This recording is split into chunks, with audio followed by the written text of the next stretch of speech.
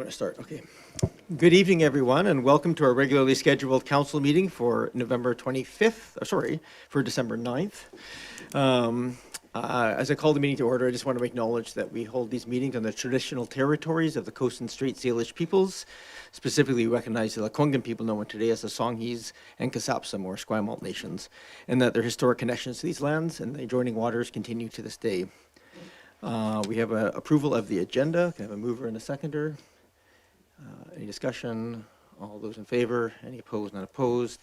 Adoption of minutes. We can take them both from November 25th. Moved and seconded. Thank you. Are there any discussion, changes, corrections, amendments? All those in favor? Any opposed? None opposed. That carries. We move to Mayor's remarks. Despite the very large agenda and my plea that we get through this meeting quickly, I do have a lot of things just to update council and the public on.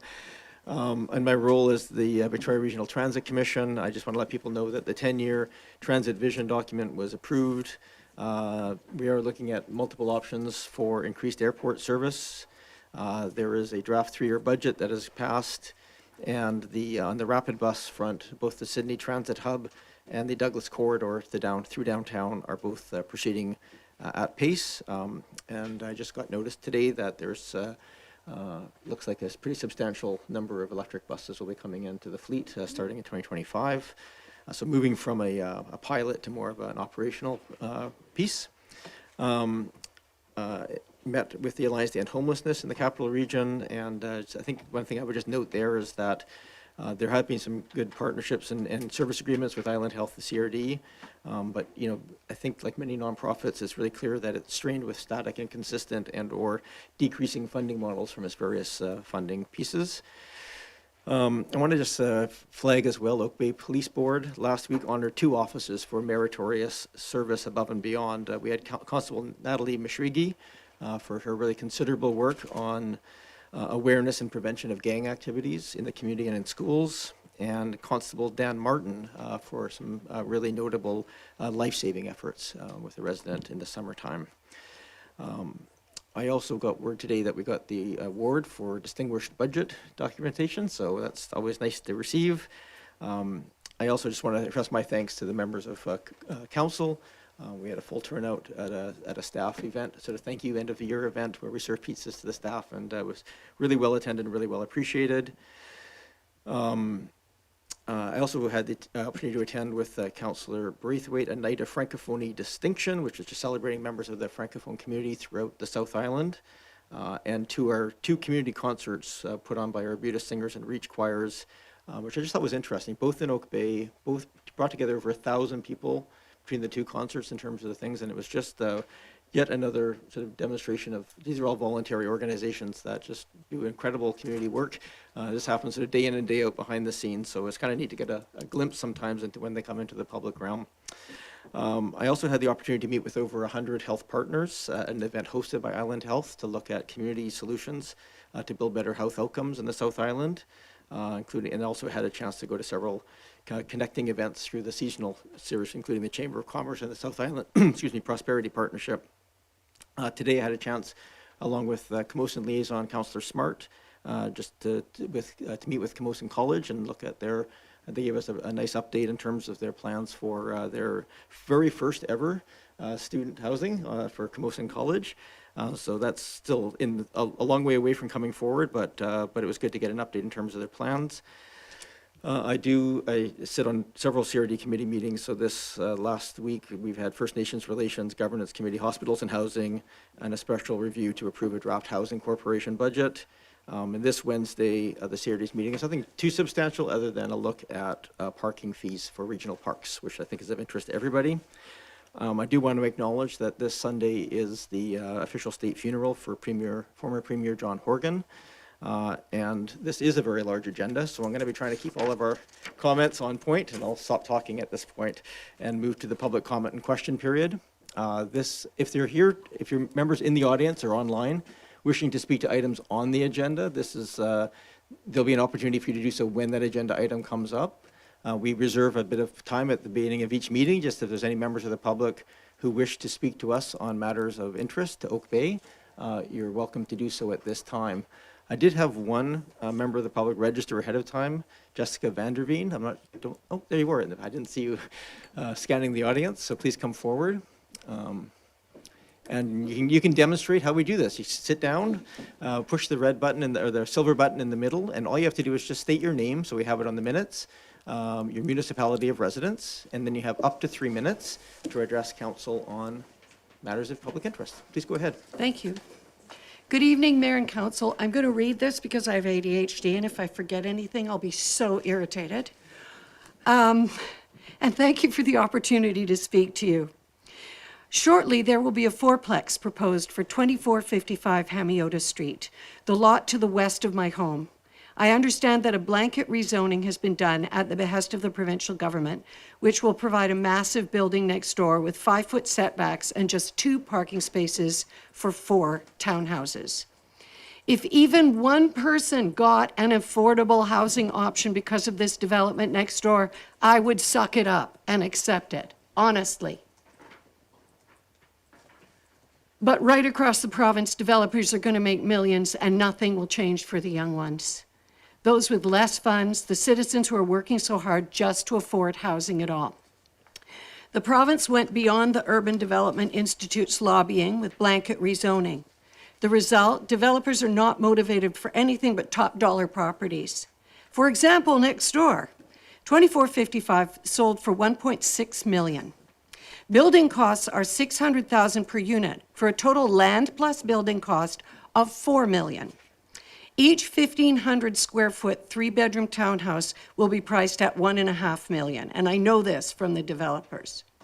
So that's a total price of $6 million, a profit of $2 million, 33% profit.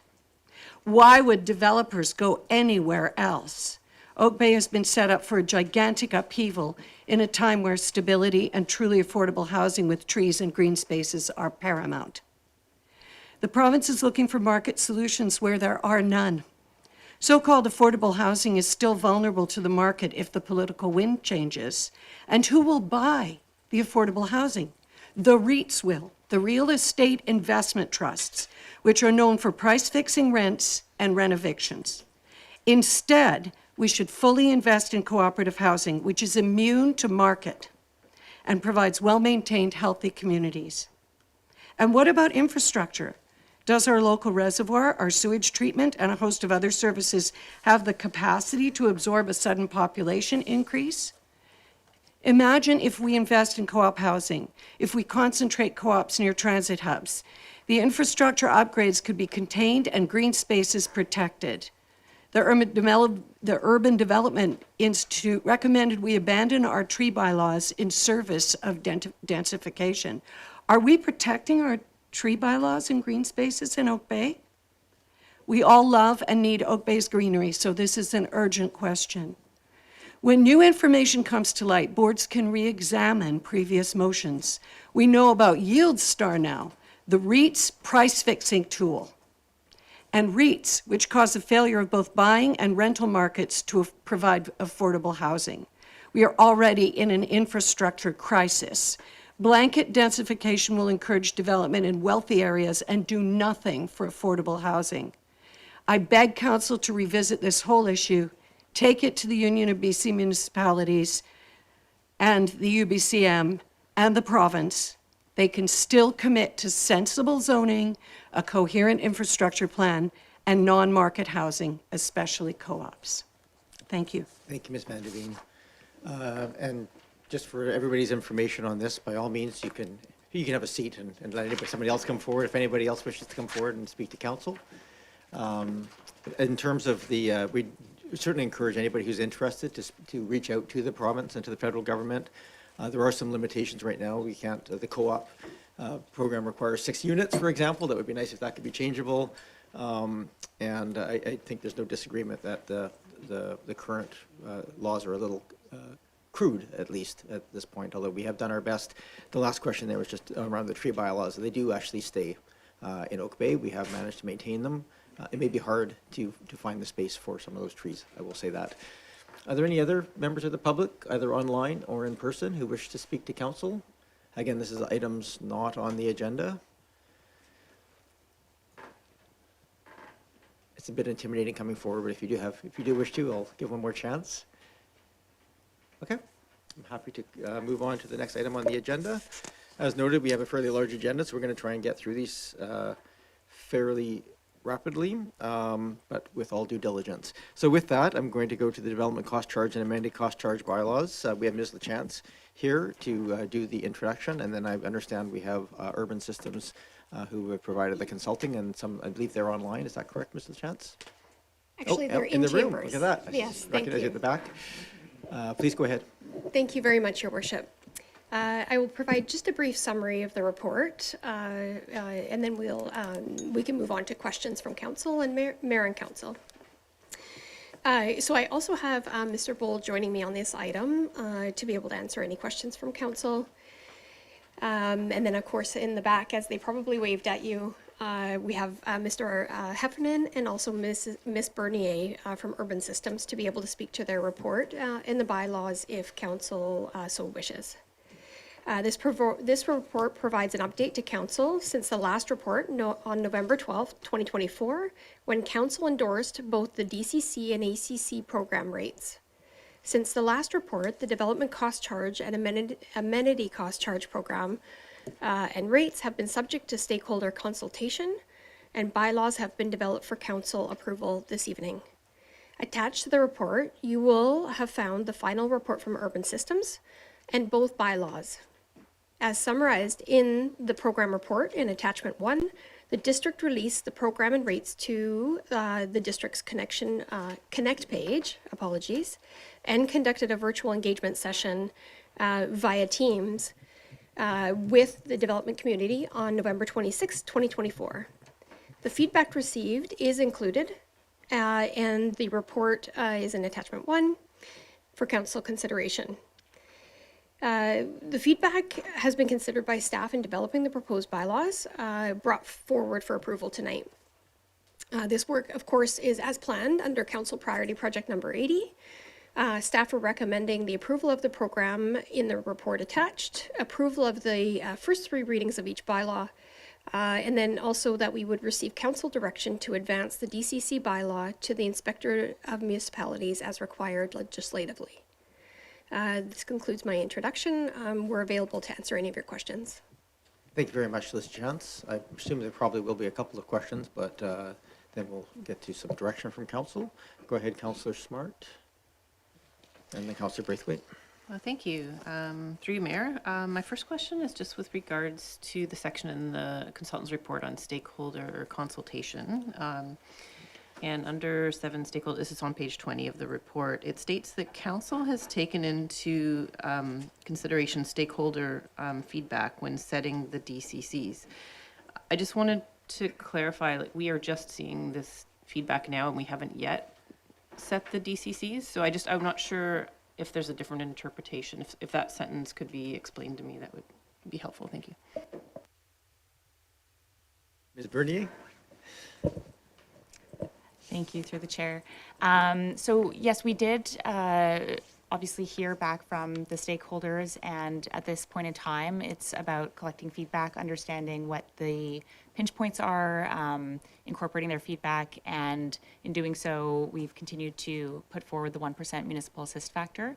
However, if council wishes, there are options before them in terms of the recommendations. If they wish to adapt or adjust the municipal assist factor, that would be one way of doing so to incorporate some of that feedback that's been received from stakeholders. Councillor Smart? Thank you. On the same page, just down below with the DCC implementation, I needed a little more explanation when it says that under the LGA, you're prohibited in having DCCs apply to 4 units or less. And then it goes on later to say, but the legislation allows you to do it. So I need some more clarification of what the intent is and not allowing it, and sort of what the loophole is that allows it. That would be great. Thank you. Through the chair. Yeah, please go ahead. Yeah, this is a good clarification. So what the Act does is it automatically provides an exemption for developments with fewer than 4 units. So that'd be at time of building permit. So that would basically be like duplexes and triplexes at time of building permit, essentially. But what it does say is like, you know, unless you say otherwise in your bylaw, this exemption will apply. So essentially what we said is we will charge for developments with fewer than 4 units in the bylaw. So we've just kind of exercised that clause within the Local Government Act. So you can collect for all units, essentially. Anything else, Councillor Smart? Yeah, thank you. Just to follow up on that question then, just to understand the context of that in the Capital Regional District, are other municipalities also doing DCCs on 4 units or less? Thank you. Through the chair, yes, the vast majority of communities collect DCCs for developments with fewer than 4 units. Go ahead. Thank you. I wondered if you, through you, Mayor, if the difference could be explained between, I've had residents ask me, so why do we need to pay ACCs and DCCs if, as new residents, they're going to be paying their property taxes anyways? And I've done my best to explain it with my assumptions, but I wondered if you could please just comment for the general public on the difference between what is paid for with annual property taxes and what is paid for conceptually with DCCs and ACCs. Thank you. Ms. Bernier? Thank you. Through the chair, yes. Thank you. So in terms of the ACCs and the DCCs, those are the costs that are needed to support the infrastructure costs of capital new infrastructure that's needed to support growth. So any new project that's required to service the growing capacity of the systems within the district could be supported through the DCCs and ACCs versus in property taxation, and I'll let staff maybe speak to what is actually included, but we would typically find asset management related fees associated to upkeeping the existing infrastructure that's in place rather than the new capital infrastructure that's required to support growth. So maybe I'll let staff finish with that question. Ms. Legence? Thank you. Through you, Chair. Yeah, I think Ms. Bernier's explanation probably answers the question, but just to maybe add on to that. So the DCC program, of course, as outlined, is really focused in on paying for the growth in infrastructure. Of course, there's existing liabilities with the existing structures, life cycle costs, replacement value, the ongoing operating costs and equipment replacement that needs to happen. And so generally we're trying to look to raise that from the existing tax base, and then also looking for even those new properties to pay taxation to continue to maintain services. So recreation is a good example of where there are tax dollars as well as fees supporting that operation for all those items I've described. And so we would want to deal with any kind of initial investment to expand our infrastructure through the DCCs, keeping in mind that we cost share to a great degree, and then, or to a degree, apologies. And then as we look to support the ongoing maintaining service levels, we would be using property taxation and fees. Thank you for that. Councillor Smart? Thank you. Through you, Mayor. My next question was just with regards to if we have an application come to the table where the developer wants to provide an amenity as part of their project, like a childcare or the construction of a right-of-way for a bike lane or a community pathway or a park, and they want to actually build this as part of their project. What is the process then for like negotiating, say, the value of that versus like the ACC and DCC policy? Particularly, I had a resident ask me about healthcare infrastructure, for instance. And so I just wondered how this plays out down the line with actually getting some of these things built as opposed to just collecting money for them. Thank you. Through the chair, that's a great question. So there's a couple different processes that are different between DCCs and ACCs. So for DCCs, there's something referred to as a DCC credit. So That's essentially if a developer constructs any of the works identified within the DCC program, then be eligible for DCC credits. So they typically would be eligible for the lesser of the actual project costs, the costs as identified in the DCC project list. So if they are required to build a $1 million pump station in order to support the development, and they complete that, and it's in your DCC project list, and they'd be eligible up to the kind of the DCC eligible portion of that project. So in that case, say it was a 50-50 project, you know, they'd be eligible for $500,000 in DCC credits, right? So that would just go towards, you know, they just pay fewer DCCs essentially until they hit that $500,000 limit. And then with the ACCs, you can provide the in-kind amenities as well. So that's a stipulation legislation. Typically, this also must be aligned with the projects within the project list and done through an agreement, so that you would basically accept that childcare space under the conditions of a certain agreement that outline, you know, how long it would be maintained as childcare space, and the conditions around it. So, yeah, ACCs do allow for that in-kind amenity piece. It should be aligned with the program and what's in the bylaw, and that would be done through an agreement. DCCs would also be done through an agreement, but it would be very specifically for those off-site infrastructure works required. Anything else? Thank you. Through you, Mayor, just one final question, and my question is, should council wish around the table to do a phased-in approach or a reduction, looking at the options that were presented to us in the report? I wondered if it could be elaborated on a little bit of just an example of say, for the first year, we decided to maximize the municipal assist in order to phase this in. Could you remind council, would that be a 25% assist factor? And how would that play out for the different fees for the different categories of, would it be a significant enough, phase in? I wonder if in a sense, an anecdotal example could be given of, for council, if we decide to phase in this approach, hearing some of the concerns that we have from the community. Thank you. Through the chair, council is able to adjust the municipal assist factor for any of the service categories identified. They can do it on kind of a service by service basis, or we could do it for all services, and it can range anywhere between 1% and 99%. So that reduction, again, must come from non-DCC revenue sources. So essentially, any increase in municipal assist is effectively a subsidy to the development industry by reducing the overall DCC costs. So the DCCs would adjust proportionally depending on what that assist factor was, and depending which categories it was applied to. You? Oh, go ahead.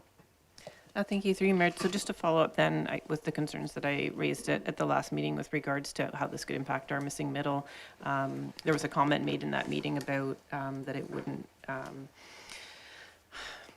it wouldn't be appropriate to reduce the municipal assist factor for one category of housing because it might preference one over the other. I wonder, did I misinterpret that comment, or just wondered if that could be elaborated on, because now it sounds like I'm hearing that, no, that would be quite appropriate if we were concerned about missing middle housing to say, yes, we just want to look at the low density residential and give a municipal assist factor of this. Thank you. Through the chair, no, you cannot vary the assist factor by land use category. You can only vary it by service category.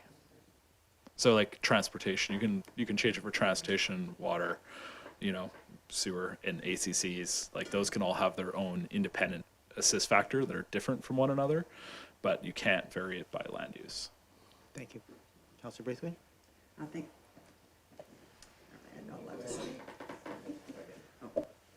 Thank you. Yeah, I just have a couple of questions, and probably for our staff, I think. If this did go ahead tonight, how long does it normally take to get approval from the Inspector of Municipalities, and then I guess adoption of our bylaw after that? Like the time frame, I guess we're looking at. Thank you. Through Chair, I might actually ask my counterparts, because they have a recent experience with the ministry timelines on this matter, and then I can do a follow-up. Mr. Heffernan? Through the chair, it's about 6 to 12 weeks, and it can be less sometimes. But since this is the first time Oak Bay is introducing a program, it's likely to probably be on the longer side. I'd say 8 weeks would probably be like pretty typical. But it's the holidays and stuff too, so so that's why I'm putting in 12. But yeah, 6 weeks on the short end. Thank you. Oh, Mr. Chance? Okay, thank you. Through you, Chair. Just to follow up then with the process on our side, once we received ministerial approval, we would then position that for approval by council, fourth reading and approval. The ACC bylaw does not require that same approval, so would advance to the next regular council if it received third reading today. It would come back for fourth and approval at the next regular council, which is January. Yes, thank you. Thank you. And then, just out of curiosity, how many in-stream applications do we have right now? Do we know? Mr. Bull? Thank you, through the chair. We have a number of rezoning applications in the works. Now, that said, it takes a fair amount of time to get a building permit ready after rezoning, and we don't know when those rezoning applications will go through the process, so that's a bit of an unknown. But there would be a handful of rezoning applications in the works right now, and then there would be the building permits that would have been applied for before the bylaw comes into effect. That number is, I haven't looked at that, but that would be any number of building permits that would have been submitted for sometime, if all goes well, in February by the sounds of it. That would be probably a couple of dozen, I would think. Thank you. Thank you, that's all I have. Thank you. I have Councillor Watson and Patterson. Councillor Patterson and then Watson. Thank you, Councillor Watson and Mayor. And through you, Mayor, to staff, just wondering about the practical application of the DCCs and ACCs. So, and because they apply to a variety of categories that we have to align them to, so at what point in the application process are the monies actually collected for these fees, and what happens as it moves through the process? Because the application goes in, but it can take several months before the project is completed. So just what's the practical application of these? Thank you. Through the chair. The DCCs can only be imposed at one of two times, at time of subdivision approval or time of building permit issuance. So essentially the application would have been reviewed and complete essentially when you're being handed your building permit. That's when you pay your DCCs. If the DCCs have a total value over $50,000, they also have an option to pay in installments through the Local Government Act. So then it's kind of doled out, building permit. I think when the building's complete, and then I think there's another one that maybe comes 6 months after that. So it gets kind of broken into about an 18-month period if they pay in installments, if it's over 50,000. If not, it's due at time of building permit or time of subdivision approval. Thank you. Councillor Watson? Thank you. Ooh, that's way too loud. Sorry. Thank you, Mayor. And I do have a question that follows up on Councillor Patterson's one, and it is about what looks like might be some discretion about which point to choose for low-density residential DCCs, which can be charged per lot or unit. And again, at time of subdivision or building permit as determined by the district. So does that mean they could change their mind from one type of application to another? Like this was a subdivision, but for the next guy who comes in, we're just going to say it's a building permit, or do we have to set that in the bylaw? Please go ahead. Through the chair, this gives the flexibility to staff to actually impose the DCCs like where they're most applicable. If a new subdivision is being created, you would charge DCCs at the earliest time in that process. So you would charge them at time of subdivision if there was a subdivision. If there was an existing vacant lot, that would give you the option to charge them at building permit. But most likely is that low density allows you pay low density for both single detached and for duplexes. And duplexes would each portion of the duplex would pay a low density DCC. So that's another reason why you would also apply it at building permit. Thank you. This is open for public input, so I'm going to turn to the community at this point, either online or in person. If anybody wishes to come and speak to council about these proposed DCCs, or development cost charges or amenity cost charges, yes. This is the opportunity to do so. I'm looking online and not seeing hands. Is there anybody in the room who'd like to speak to us on this? Great, thank you. I'm going to bring it back to the table. Can we have a motion to I'll receive? move to the report? receive. Moved and seconded, thank you. We don't usually debate receipt of reports. All those in favor? Any opposed, not opposed? And I'll move that the development cost charge bylaw number 4891, 2024. If I might just, that the DCC and amenity cost charge programs be approved, this be the first one. Sorry, I will move that the development cost charge and the amenity cost charge programs be approved. Is there a second? Moved and seconded. Do you wish to speak to it, Councillor Braithwaite? Councillor Appleton?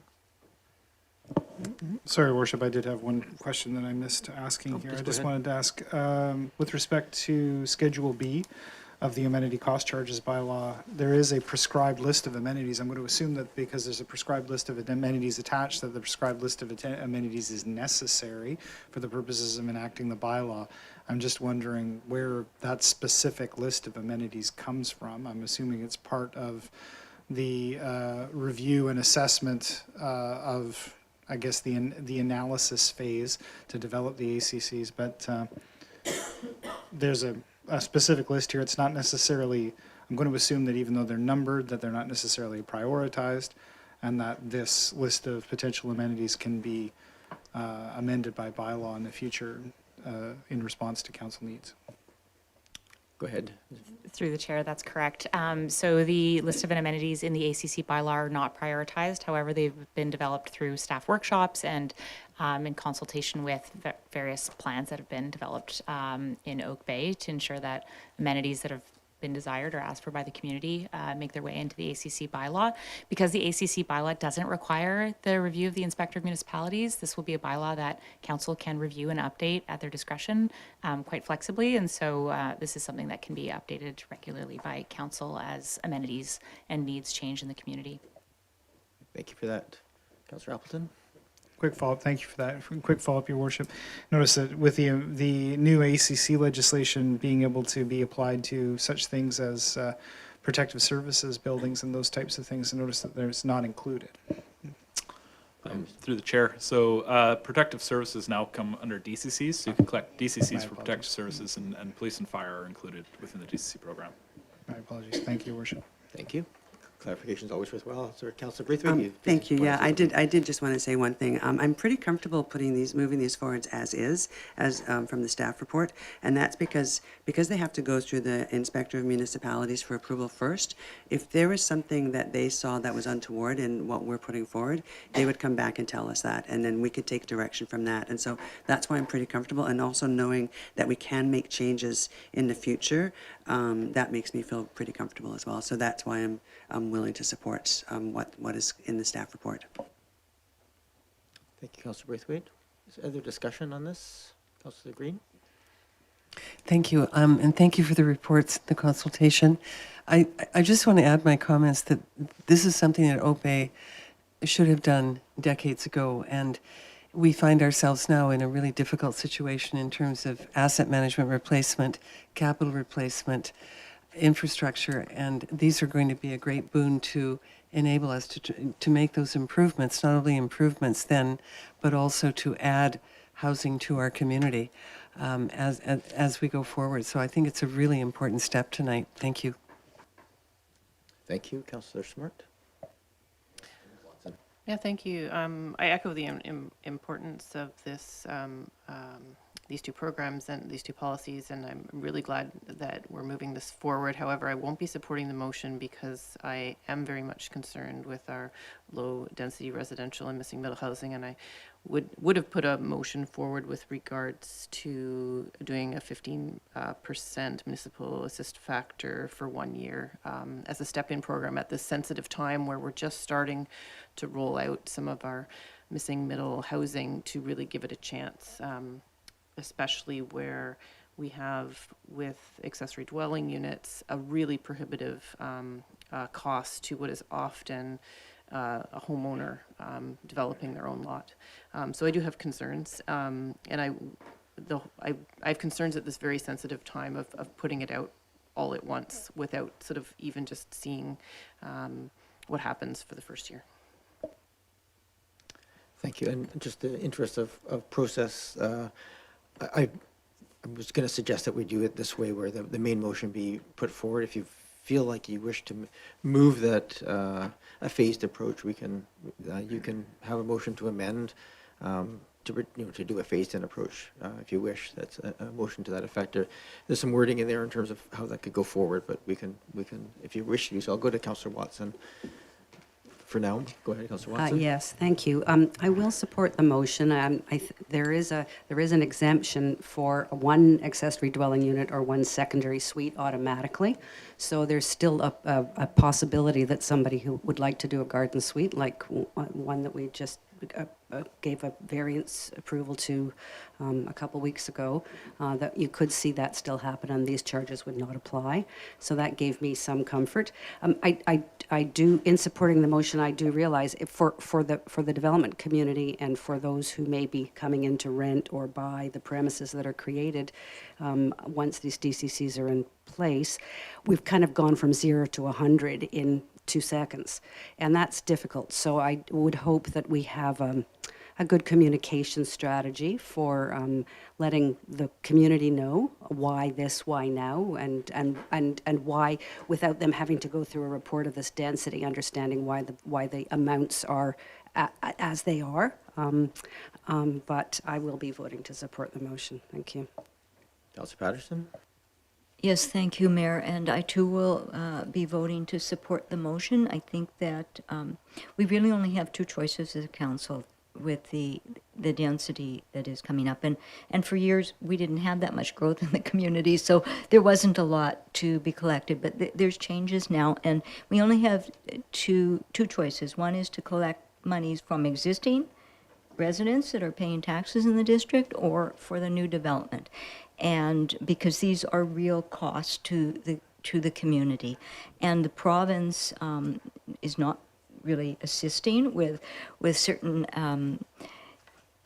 additions that we need to provide these services. So it is, the community has to provide it. But I do recognize that the province has expanded the categories to include things like fire and police. So even the province realizes that there are additional costs to communities and that we need assistance on this. And I think, as our consultant said, that other communities would probably be adding to their DCCs to expand the categories as allowed now by the province. And so we were, I think, favorably comparable to the statistics that were looked at of what is charged around the region. So I'm quite happy to support the motion that has been presented. Thank you. I'll speak briefly in support, just for clarification. I do think it's appropriate to bring them in. I'm curious if the province has any additional comments on this, but I think the report is well thought through. It is 0 to 100. Most jurisdictions are doing incremental changes. We're doing a wholesale. The first time we've implemented it, but we are well out of sync with the rest of the region at this time. So I do feel like we do need to get there and get there appropriately. And I don't think the phasing in, when I went through that contemplation, at the best case scenario, with the most expensive unit, 15% would change the total cost of a bill by $15,000, less than that, $5,000. And so that's not, I don't think that's going to be the deciding factor on a unit in the first year. And for that difference, the complexity of phasing in it over time seems like it's probably not worth it from our perspective. That being said, I know we're going to have some pain points in this first year. I just want to acknowledge that. And I do know that, but it is shocking how much these infrastructure pieces cost, and to have a realistic, sharing of new development is I think these numbers give us some sober realization of where those costs are actually landing. I don't see other hands at this time, so I'm going to call the question. All those in favor, and those opposed. Councillor Smart opposed. That carries. So then I'll move that the development cost charge bylaw number 4891/2024 be read for a first and second time. Moved and seconded. Thank you. We've had some debate, but is there anything else that people wish to go to? No. All those in favor? Any opposed? Councillor Smart opposed. And I'll move that the development cost charge bylaw number 4891/2024 be read for a third time. Moved and seconded. Thank you. All those in favor? Any opposed? None opposed. Oh, sorry, Councillor Smart opposed. My apologies, Councillor Smart. And I'll move that the amenity cost bylaw number 4892, 2024 be read for a first and second time. Moved and seconded, thank you. Any further discussion? All those in favor? Any opposed?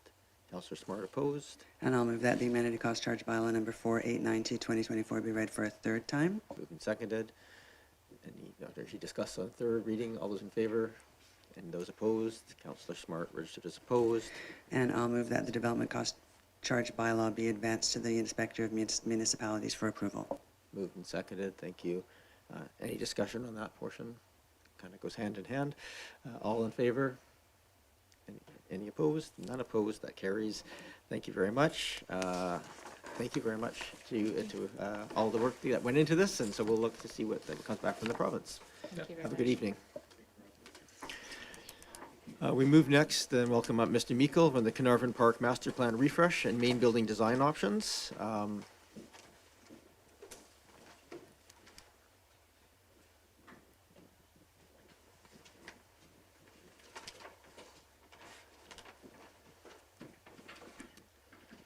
And I understand we have the consultants here for this project as well, is that correct? Online, okay, perfect.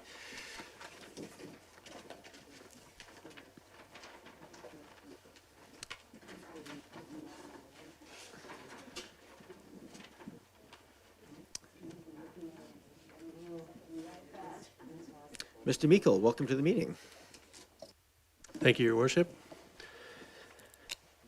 The staff report before you provides an analysis of the next phase of the Carnarvon Park Master Plan refresh process and the building design options. We're bringing forward an analysis based on the selections made by council at the September 12th special council meeting. We have the consultants here from Carskadden Stoke McDonald Architects, as well as Lees and Associates, to present an overview of the analysis done. And David Graham and myself are here to respond to any questions as needed. I'll pass it over to the consultants. Very good, thank you, and welcome.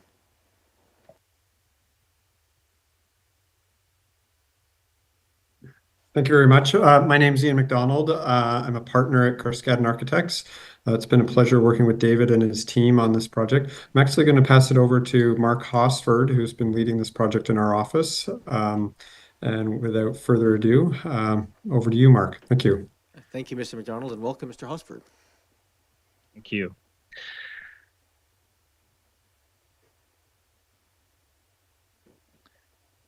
Can you see my screen? We can, thank you.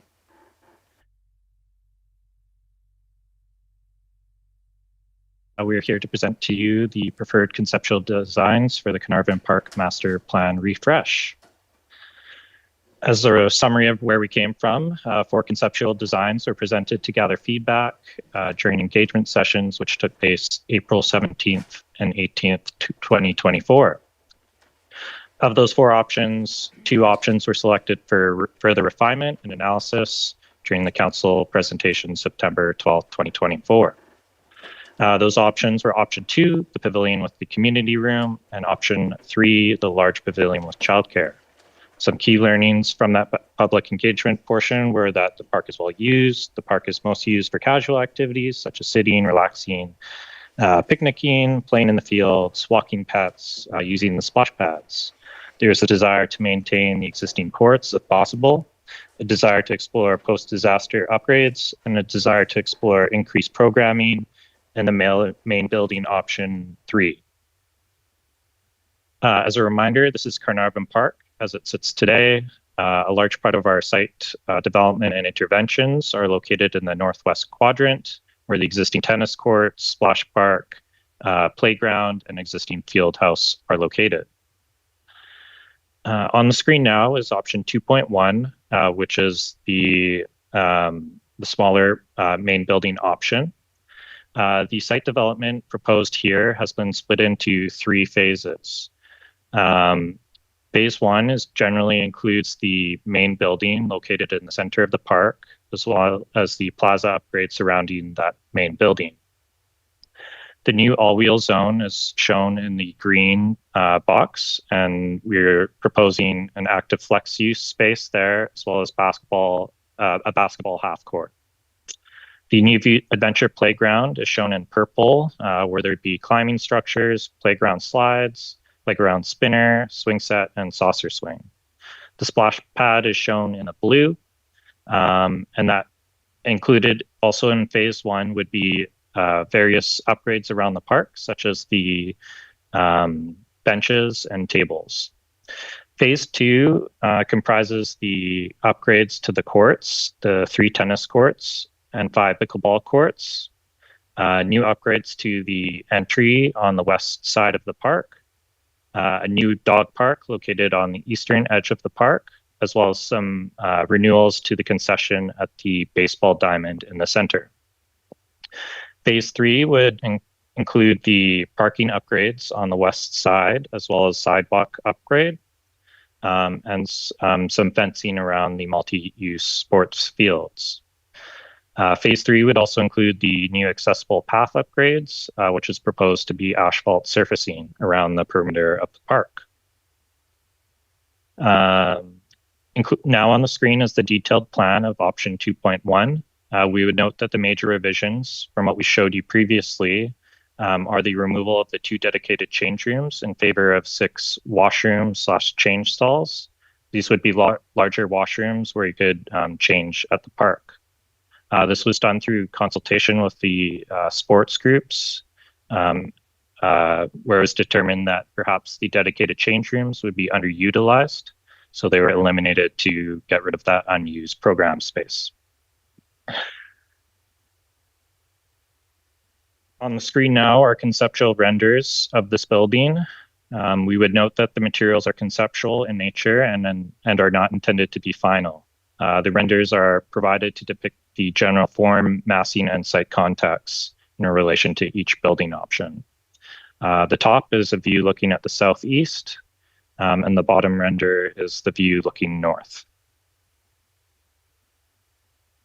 On the screen now is option 3.1, located on the site development plan. The site development plan is not proposed to be changed between the 2 building options. They're intended to be the same, but we're showing this main building option here so that you can understand it in relation to option 2.1. Proposed is a 2-story building with a basement.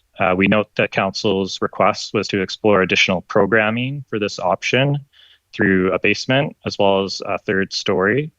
However, our proposal is a 2-story due to which we feel has addressed council's desires to enhance the programming in this building, but we feel that the 2 stories does not overshadow the rest of the park. This is the basement where increased storage area has been provided over the revision that you saw previously. On the ground floor, the children's space has been maintained for 24 children aged 36 to 60 months, located on the right-hand side of the building.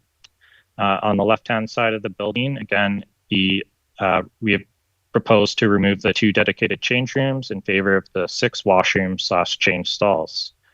This revision to the footprint shrunk it, allowing us to maintain the 5 pickleball courts for this building option as well. On the upper floor, we've now proposed 2 community rooms. So you have community room on the western side and community room 2 on the eastern side. We've, I guess, allowed for an additional community room over what we showed you previously, as well as viewing and outdoor patios on the south, west, and north sides of the building, which provide views to all of these sides of the site. Again, these are conceptual renders of this option 3.1. We note that the materials are conceptual in nature and that the renders are provided to depict the general form and massing and site context. Lastly is the cost summary for these 2 building options. The project again has been broken out through phase 1 to phase 3, with the total for option 2.1 totaling $18,600,000, and for option 3.1 being $30,600,000. Below the base estimate are upgrades to these base buildings. We note that option 3.1, the net zero carbon upgrade, must be selected to maintain grant funding under the GICB program, which has already been applied for. And then lastly, we provided separate prices for option 3.1 for the basement and community room 2, which are broken out for reference and info. We note that the price is already included in the base estimate. This is just for your reference and info, how much this additional program accounted for in the total estimate.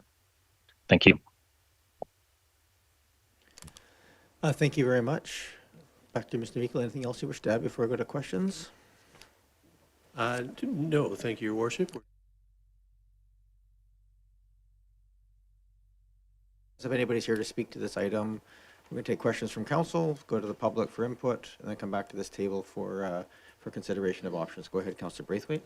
Thanks very much, Mayor, and thanks, Mr. Meikle and the consultants for the presentation. I'm the liaison to Parks, Rec and Culture, and we did have our meeting last week, and the committee unanimously supported putting forward option 3.1. They thought it was a great looking building, not necessarily that building itself, but the great looking plan that we had for the park, and they were very happy to see some of the things like the dog park, etc., on the plans moving forward. A couple of things that did come up was we talked a little bit about the cost of taking down the building that's currently there. And would washrooms be in place? And Mr. Meikle, correct me if I'm wrong, but I believe you said the cost for taking down the building was around $700,000, and that there will be washrooms in place, probably trailer-style washrooms for people who are going to be using the park. Mr. Meikle? Thank you, Your Worship, through you.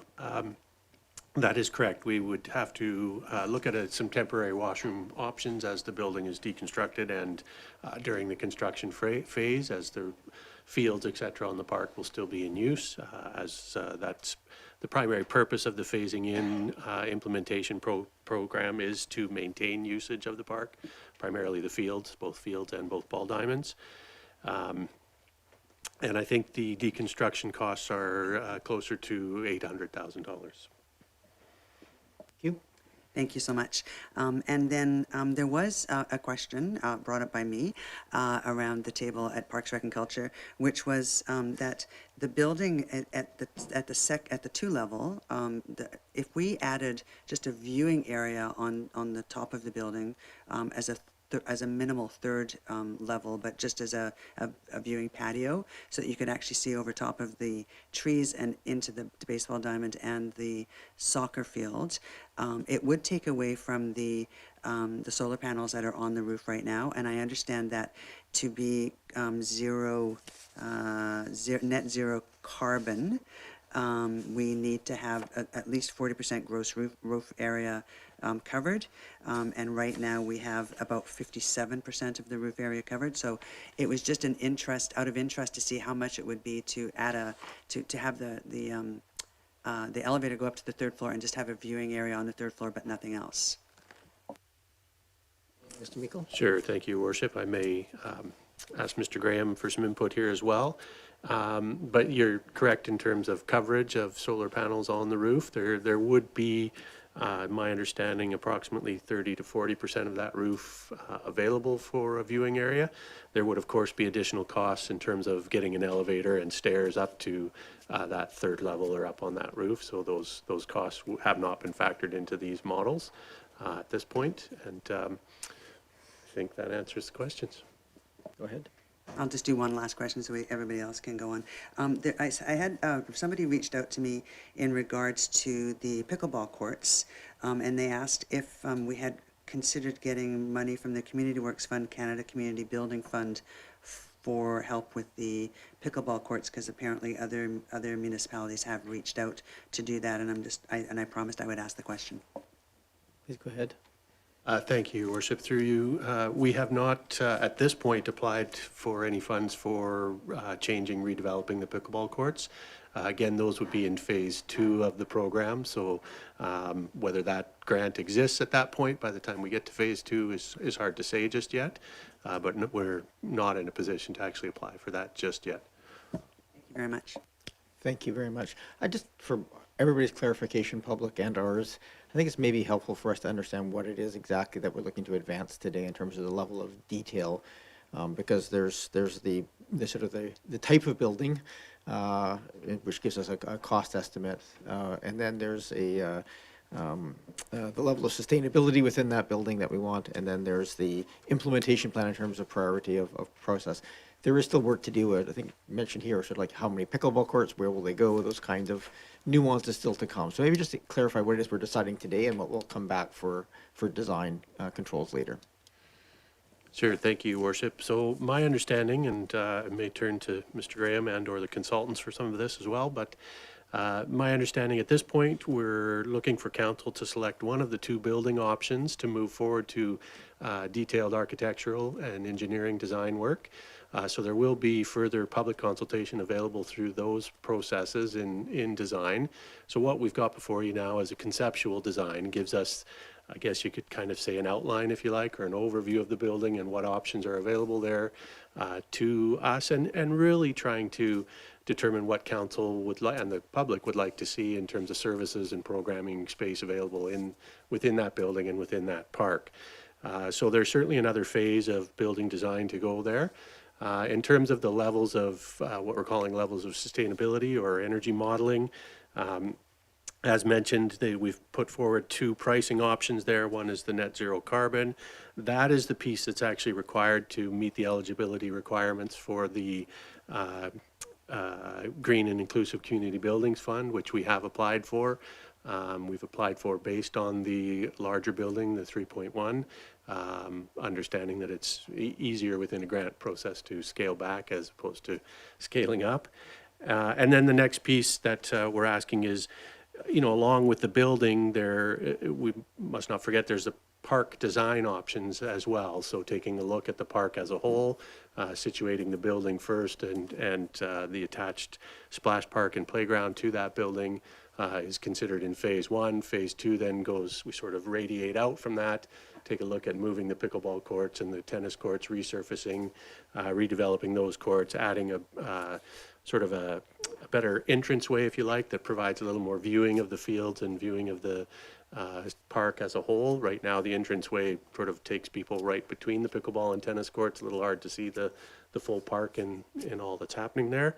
And then, excuse me, and then the third phase is to kind of complete the parking area, add e-vehicle charging and e-bike charging stations, the accessible path around the park, etc. So looking for, I guess you could say, adoption or direction in terms of moving that implementation plan forward as well. Thank you. That's helpful. I just want to keep our focus on what we're deciding today for those things. So I appreciate that. Thank you, Councillor Braithwaite. I'm sorry, I did forget one question. Just wondering if we can kind of look back at when we built Windsor Pavilion. And yes, that was only one building. We didn't work on the fields or anything at that time. And that was, oh gosh, I'm thinking it must have been at least 15 years ago now. And I'm wondering if you could give us an idea of what that building cost, if you know, at that time. I think I have a figure in my head that I think it might have been, and compare it to what this costing would be, 15, 20 years later. Mr. Meikle? Yeah, I'm sorry, off the top, I don't actually know the cost of that. Was well before my time. I'm guessing here. it's more now. It's slightly more now. Yes, that's a fair assumption. Okay. Anything else, Councillor Braithwaite? Okay. Thank you. I think I actually have a speakers list. Yes. Oh, it's Councillor Smart and Patterson. Appleton. Watson. Go ahead, Councillor Smart. Thank you. Through you, Mayor, to Mr. Meikle, I wondered if you could comment a little bit on the net energy option. Do we know how many years down the line that will pay off? And I guess my subsequent question to that, or is this something we can do later and rough in for, or is this something we really should do now? I wondered if you could comment on those two things. Thank you. Is that a Mr. Graham question? Probably more likely, yes. Thank you, Your Worship. Mr. Graham? Thank you, through your worship. We haven't done a life cycle costing yet until we kind of have a better idea of what direction we're going. But in general concept, we could, rather than being a full net neutral energy, we could be a net neutral energy ready. which is where we could run conduit and make sure the roof is capable of handling the solar panels and not reaching that level, adding them later. Technology is always changing. So that is always an option that could be chosen by council. Thank you. Councillor Smart. Thank you, through you, Mayor. Follow-up question on that. Is it possible to elaborate on the other elements that would be roughed in then? Like I gather, reading the consultant report, there might be other things such as amount of insulation of walls or things like that. I don't think, what, in addition to solar panels, what are the other aspects that we would be looking at? Go ahead, Mr. Graham. Sorry, through your worship, depending on which option you choose, whether it's net carbon neutral or net energy neutral, we would have different levels of insulation. We could certainly do the full levels of insulation and just not include the solar panels if that was deemed, which would make the most sense to me personally, because it's harder to add insulation later, but it's easy to add solar panels. So we would certainly keep the energy usage in the building as low as possible, and then could use that on-site energy generation later. Thank you. Anything else, Councillor Smart? Please go ahead. Thank you. Through Mayor to staff. My question was just with regards to the scope that we're dealing with today. Am I correct to understand that today is not the day we need to decide if we want a post-disaster building option, that might come at a later date and that's not so much on the agenda for decision today? Thank you. Mr. Graham. Through your worship, as part of the architectural design and engineering in this next phase, we would need to make that determination tonight. Thank you. Just going over my questions.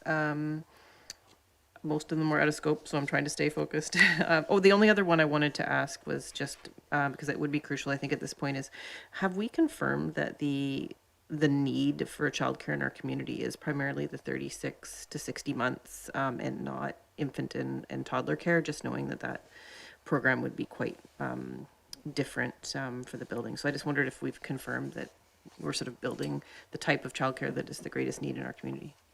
Mr. Meikle. Thank you, Your Worship. Difficult to ascertain 100% on that. We do know, however, that currently we have enough of a wait list to support a childcare of this size. So we already have childcare at the Neighborhood Learning Center for 3 to 5 year olds with 24 children.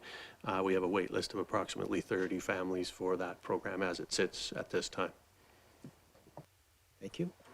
I have Councillor Patterson, Appleton, Watson.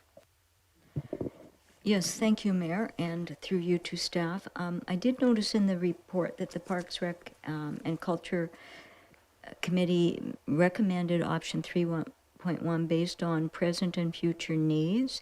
I'm just wondering if they were provided stats or if we have stats to support that statement. I'll go to Mr. Meikle. You can deflect it if you wish. Thank you, Your Worship.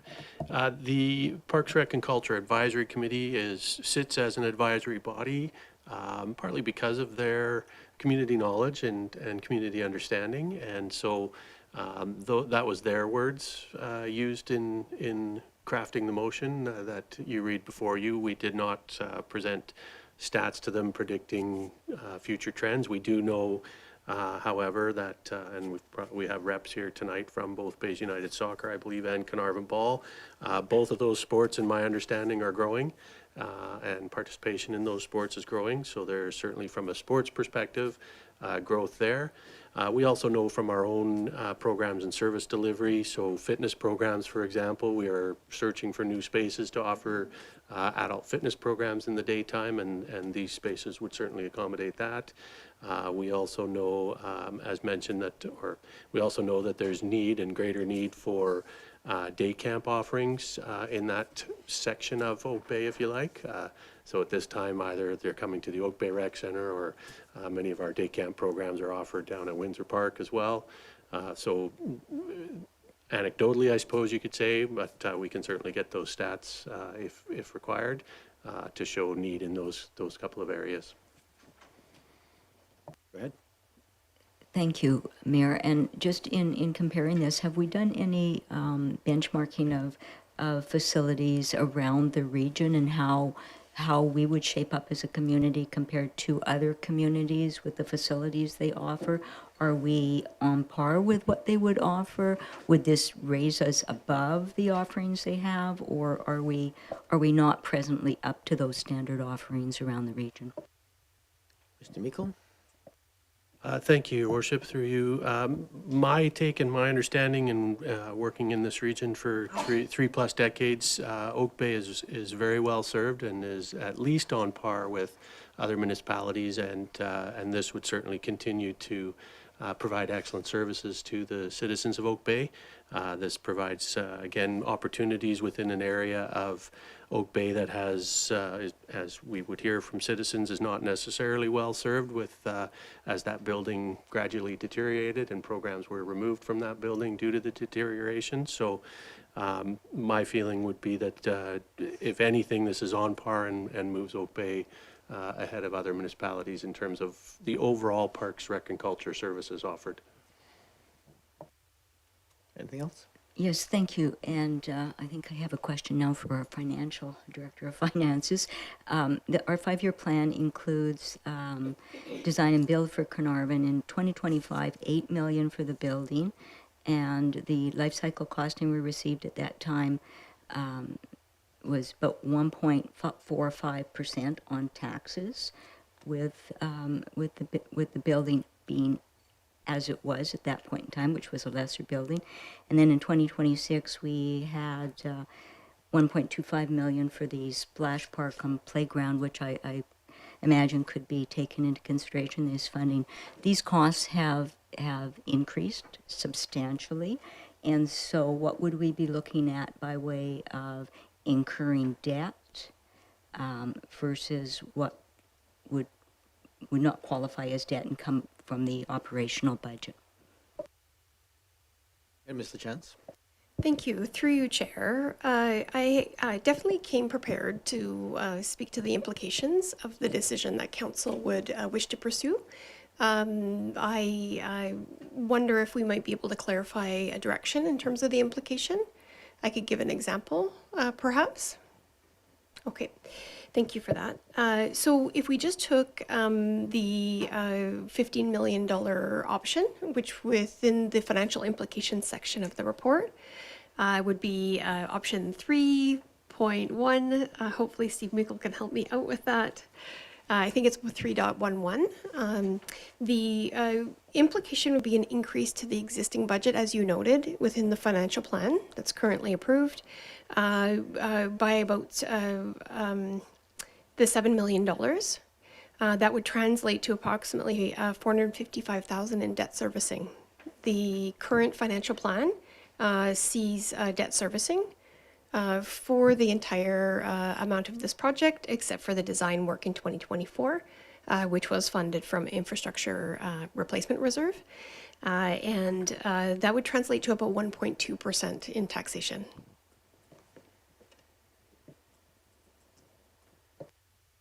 Mr. Meikle, you wish to add something?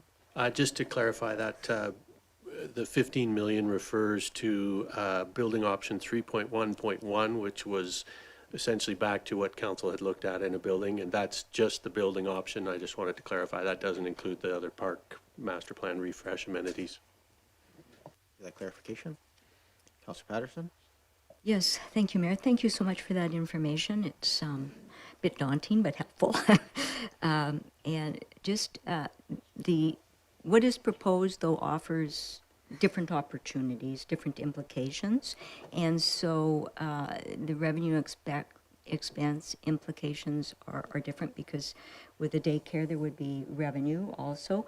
Have we done an analysis of what that might look like? So kind of what would be the net expense for the larger facility over the smaller facility without the daycare? Mr. Meikle? Thank you, Your Worship. At this time, it's we haven't endeavored into life cycle costing or operational costs in that because there's a lot of uncertainty over what would be included in that building. So there would be multiple models and multiple options there in terms of that costing. But certainly the larger building does provide greater opportunities for, as mentioned, other programming, which has revenue implications to it. And in some cases, for example, our fitness programming for adults tends to be priced in such a way that it does support other programming that happens, including children's programming. So there's models of how to do that and how to put that kind of costing into play. I think, though, that's separate from the capital costs of actually the building. So I'm speaking to the operational costs once the building's up and running and we're offering services in there. You could certainly look at a different model and would certainly have a lesser impact on operational costs over time. Thank you for that. Just when we're talking about that, those costs, are they assuming no grants or assuming grants? Mr. Meikle? Thank you, Your Worship. At this point, we're presenting it assuming no grants. We have not received grants. We understand we are still in the running, so to speak, for the Green and Inclusive Community Buildings Fund, but have not had a final word on that just yet. We have reached out to the ministry in terms of childcare funding, and with the election and change in government, they've indicated they will not know the details of that program until early spring 25. Thank you. So, thank you for that. I have on my speakers list Councillor Appleton, then Watson. Thank you, Your Worship. Through you to staff. I'm just noting that the revised 3.1, as pointed out by our guests, includes two community room concept, where originally the 2-floor building was a one community and so they had indicated that this was made possible by that potential design. That's a fairly significant add-on to cost of the better part of $2 million. So I guess my question is, if option 3.1 is selected, would the 1 and 2 community room options both be scoped? Mr. Graham? Through your worship, the consultants were able to provide us with rough costs. As you saw in the reports, there would be subtractions, of course, right? If we took that extra space out, we could certainly scope both pending grant applications, which will certainly, depending on what direction we get, we'll be applying for as many as we can. Right, Councillor Appleton? So just to follow up, Your Worship, then I understand that to mean sort of that this is an exercise in including the maximum options and providing the room to scope down as necessary. Meikle? Thank you, Your Worship. That is correct. That would be my assumption. Again, would be heading into detailed design, and there will be probably at least a couple more governance points for council to weigh in on those detailed design options. I also wanted to mention that I believe, and the consultants could speak to this, or Mr. Graham may as well, but the additional community space is actually a result of moving the storage space to the basement of the building. So the storage space is particularly important to our sport user groups. And so if that were to change in terms of the basement space, you would be probably losing a community space in lieu of that storage space up above the basement. Thank you for that. Anything else, Councillor Appleton? Yes, Your Worship. Just wanted to ask, I think I know the answer to this already, but I will confirm, just from a sustainability perspective, this is not the size of building or the scope of building, unfortunately, that would lend itself to rainwater capture and or purple pipe types of systems. Mr. Graham? Through your worship, we're not using showers or large volumes of water, but there was always that opportunity to use rainwater capture. The same for the splash park. We could use that water capture for irrigation and a number of other features. So that is certainly a sustainability option that we can look at in the detailed design. Thank you, Councillor Appleton. I have Councillor Watson. Yes, thank you. I just have a couple of questions about the notion of childcare, just to understand its implications for option 3.1. So apparently no sense yet of whether there'll be any capital grants available. But I just wanted to understand, is it the notion that Oak Bay themselves is the operator of this facility? Go ahead, Mr. Meikle. Thank you, Your Worship. At this point, that is the approach we've taken. Does not necessarily have to be that way ultimately, but because we already operate daycare because we're already part of the $10 a day program through the province. It likely makes the most sense in efficiencies to operate that way. And an ancillary question, is there an ability to use, you know, the daycare space driving the size of this facility? Is there any ability to use any of the facility outside childcare operating hours? It's quite a lot of expensive real estate. I mean, it's designed kind of specifically for certain things, but is there any flexibility in how we approach that to give some additional community benefit, even in the outdoor space, for example? Miko? Thank you, Your Worship. Certainly there could be options considered there. Our experience at the Neighborhood Learning Center, however, has been that most adult user groups, evening adult user groups or rental groups prefer not to be in the childcare space for their meetings, etc. It's just not a great fit for that. But there are ways of looking at that in the next phase of design for sure. Thank you. Just two very quick questions, or one really quick question for me is just the option there for post-disaster. I'm trying to get my head around what's the difference of full post-disaster and for just under $2 million versus a, curious what the state of the building is, what its the seismic strength is without that sort of going to full post-disaster. And maybe just if you share a little bit of context of where we are in the timeline of looking at a new public safety building, which is obviously obligated to be a post-disaster building. And are the timelines sufficiently long that it might be a recommendation to consider that as part of this building? To you, Mr. Graham. Through your worship, whatever building we would build if it wasn't post-disaster would be to the maximum seismic standards that are required by code.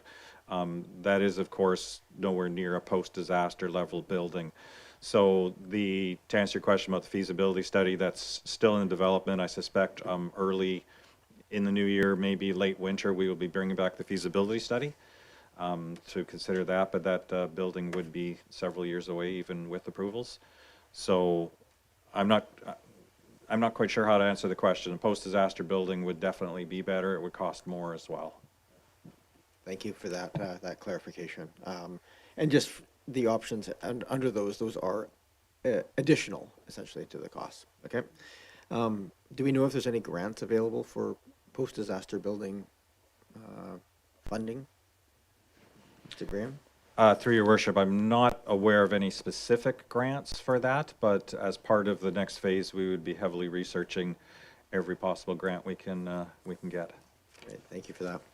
I'm going to go to the members of the public. If there's any members of the public who wish to come and speak to council on this item on the Windsor Park, really primarily we're looking at the building today. Oh, sorry, Windsor Park, Carnarvon Park. I don't want to confuse you. Yes, we are talking about Carnarvon Park. Please don't come and talk about Windsor Park. Welcome. Same process as we had before. You just name municipality residents, and you have up to 3 minutes. Hi, my name is Liberty Smart. I'm an Oak Bay resident, and I am the new president of Carnarvon Ball Club. I'm here with Marty Hall, who's been with the club for 12 years, so he's a good resource. I think things look great, like what you guys are presenting, keeping the fields. The change rooms suit us well, or individual stalls. We don't need big change rooms for our players. I did want to just bring up the idea of the concession. I know that's something to talk about, but it just hasn't been brought up in terms of what's going to happen with that building. So I am curious, as we look at moving things and building things, what your plans are with our current concession building. If it's going to stay, if it's going to get a little bit of love. Just curious what that looks like for our park, but we're grateful that the fields and the diamonds are going to stay the same. And that's it for me. Thank you very much. I will give that as a question to staff. Mr. Meikle, concessions, hot dogs. Yeah, thank you, Your Worship. So that comes as a result of the earlier presentation, September 12th special council meeting, where we were showing a concession within the main building. We went back to our sport user groups after that session to get some more feedback, both on the change rooms and the concession space. Was heard that there really wasn't a desire to have a concession in that space, that it was primarily Carnarvon Ball that was using a concession. So we shifted our thinking of using that building space for something else, and have proposed within phase 2 of the park plan to as you say, give some love to the concession within the ballpark there. So there would certainly be some discussions with Carnarvon Ball around what that looks like and what that means. We actually haven't been in there to really scope it or assess where it's at this point. So an idea and a desire to help upgrade that as best as possible, but certainly more work to be done there. So my follow-up question would be just, would it stay sort of Carnarvon Ball Club's concession rather than become like a commercial multi-use space? Mr. Meikle? Thank you, Your Worship. Through you, yeah, we do no plans to create a commercial space of that nature. It would be meant for ball club usage. I currently don't believe the space would be adequate or suitable for a larger kitchen space anyhow. So,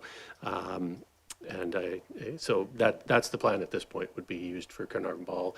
Carnarvon Ball has been the only sports group that has expressed interest in that. So that's why we focused on the existing space and hoping that we could provide some improvement to that in the future. But what that improvement looks like, again, would happen in consultation. Thank you. Thank you very much. Others who wish to come forward and address council with questions or comments are welcome for Carnarvon Park. I'm looking online as well. If you're in Zoom, you can use the reaction tab to raise your hand. Anybody else in the room wish to come forward? Okay. Oh, there we go. I have a Ryan McQuillan online. Hi there, everybody. Yeah, Ryan McQuillan. I'm the general manager of Bays United. I just wanted to express thank you to everybody for the proposal. The extra storage in the basement looks great from our perspective, so I just wanted to thank you for taking that into consideration. Thank you very much. Oh, I have another hand online as well. I have a Rachel Scarth. Please go ahead. No, thank you very much. Am I at the right volume? You are, please. Yeah. Thank you very much. Thanks. I wanted to touch on the sustainability considerations that I know that there's a focus on the buildings, but also there was mention of the amenities. And with the increased intensity and frequency of heavy rainfall events, I wanted to understand how that was being taken into consideration for the different playing field surfaces, and also the reference that I think I heard that parking, there was a reference to asphalt surfaces around. Where has there been a consideration for permeable rather than impermeable surfaces wherever possible? Sure, could I follow up with a second question as well? Go ahead. Yeah, with the consideration of the splash park, Sanich's experience at Rutledge and Beckwith Park, has that been taken into consideration where there was a closure of those facilities due to potable water entering the stormwater system? And how was that resolved, and is that being taken into consideration for the design of the splash park? Thank you. Thank you, Ms. Garth. Go ahead, Mr. Meikle. Thank you, Your Worship. Through you to citizen. Excuse me. So for the fields itself, actually my understanding is Carnarvon fields are some of the better draining fields in the region, and at this point have to date dealt fairly well with rain events and rain issues. We're always taking a look at our fields in terms of drainage. Windsor Park, for example, we know needs some drainage assistance there, so we'll be taking a look at that. Sorry, I'm just trying to remember the next question. Oh, splash park and water management. Yes, the management of water from the splash park. Yeah, thank you. I have actually been in contact with, losing my voice here. I've been in contact with Saanich Parks and had some discussions about their experiences. So we will certainly carry on, and that'll be part of the next phase, design phase. So I'll turn it over to Mr. Graham, though, for parking lot. Mr. Graham. Through your worship, as part of the sustainability levels, we would typically be targeting a gold LEED standard, which would lend itself to permeable surfaces. Those calculations haven't been run yet as to how permeable the soil or the park would be, but we could use permeable asphalt, we could use pavers, but yes, that will be explored in the next section. Thank you. Thank you. Thank you. I don't see other hands either in the room or online. So I'm going to bring it back to this table. Move your seat. Sure, it's motion to move receipt of the report. Don't usually debate that, so all those in favor? Any opposed? None opposed? Go ahead, Carrie. Sorry, Councillor Smart. That's okay. I just had one, through you, Mayor, one follow-up question for staff with regards to hearing the willingness of staff to go and find every grant possible, which is fantastic. I'm wondering if from a council perspective, if staff could comment on the approach of if we put forward that we want to do net zero energy so that we can capture more grants potentially, later knowing that we could have cost savings and decide later to not go ahead with the solar panels. But if we design now for net zero energy, there might be a lot more grants available to us. And I wondered if staff could comment on that approach. Thank you. Mr. Graham, are you familiar with additional grants? Through your worship, I'm not familiar with any specific grants at this time, but from my experience, it does open a lot of doors for renewable energy and various options. It would be an easy thing to do in the tender process to have a separate price for the solar panels and just be solar ready and not implement them at this time if that were, if we were looking at those options when we come to tender and those final design elements. Thank you for that clarification. Go ahead, Councillor Braithwaite. Sorry, yes. So just going along with that, can we do, we can choose to do both net zero carbon and net zero energy. Is that correct? Okay, thank you. Okay, then perhaps, Mayor, if you're ready for a motion, I would move that council select option 3.1 of the proposed building conceptual design options to proceed to the detailed architectural and engineering process. Moved and seconded. Thank you. And I think what I'll do is, yeah, why don't we just discuss that and maybe from a staff's perspective, would you prefer that I have a motion for the building type and then the level of sustainability and then their implementation plan? Is that, I just have separate motions for each one? Is that a straightforward way of going, Mr. Meikle? Yes, thank you. That would be helpful. Okay. And if I can just speak to the motion, I wonder, and I know I talked about it before about putting the additional, the rooftop viewing area, and I'm wondering if this would be the appropriate place to add that in, or whether we should look at this motion and do it as a motion arising afterwards. I'm going to go to staff's recommendation here. I think that just because it would add substantially to the cost, I think we'd need to have some sort of costing attached to that to come back to this table. So perhaps if that's something you wish to bring forward, I'd probably do as a motion arising to add it as an option to come back with the costing. Thank you. I don't see other hands up for the motion that's on the floor. So the motion right now is 3.1. I'm going to call the question. All those in favor? Any opposed? None opposed. That carries. And then I'll move that council. And if I just, sorry, let me ask a question first. Can I just say that I would like to add all of the upgrades to the base estimate, or do I need to just go the net zero carbon, net zero energy, and the post-disaster? Mr. Meikle? Pass to Mr. Graham. Thank you. Through your worship, I think it would be good if we had a motion for the energy sustainability levels, and then if we wanted post-disaster as a separate motion. Okay, so then I will move that council select the zero carbon and the zero energy sustainability designs of option 3.1. Moved and seconded. I just want for my clarification on the motion. I appreciate the way it's worded right now. Would staff take that as essentially bringing both the options, if it was net zero energy, to have the building ready, but the actual energy system, i.e. solar panels, etc., would come back as an option in that process? That's sort of what I heard was being talked about here, Mr. Graham. Through your worship, there'll be several more touch points as we get into the detailed design, and when we come to the tender ready package, we could easily make that as a separate price. Adding the package creation piece. Okay, thank you. Anything else, Councillor Braithwaite? So the motion right now is option 3 and 4, which is the net zero carbon and energy options, to be included in the detailed design. Okay. Councillor Appleton? Your Worship, if I could propose an amendment to the motion on the floor. Go ahead. I'd like to amend the motion to include scoping and cost estimates for rainwater capture system associated with the building. I'll second that. Do you wish to motivate? I think it's reasonably clear.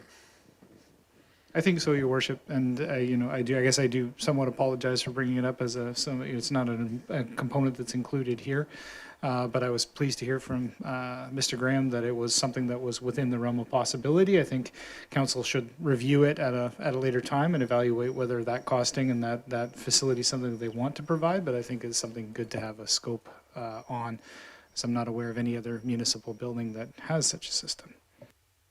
Thank you very much. Councillor Smart?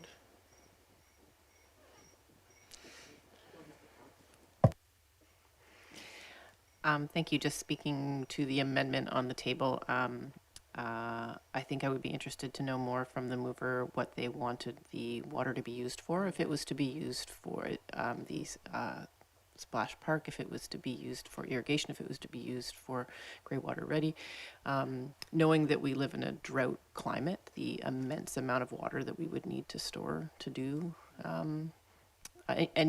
anything other than perhaps water a small veggie garden in the children's playground, it would be quite an endeavor. So I'd like to know the scope of what's being asked. Thank you. Councillor Appleton?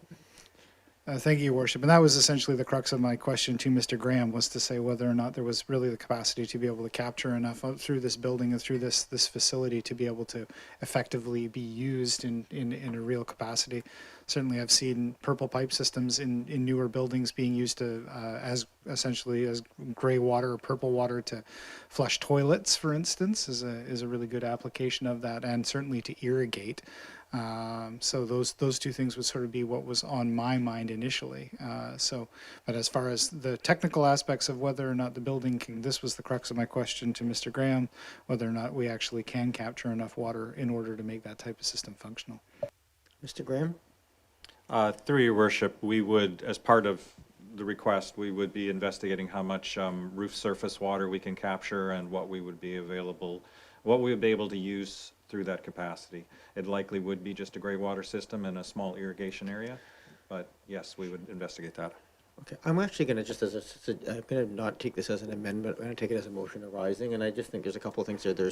We're asking for additional information on that, where we're asking for the energy system motion, which is essentially to include those in the design with some options for staging those pieces. So I think I'm going to treat them as slightly separate. So I'm just going to set usually I think it's just to separate those as chair. So I'm just going to deal with the motion right now on the energy systems, and we'll come back to the motion on the water management system in a moment.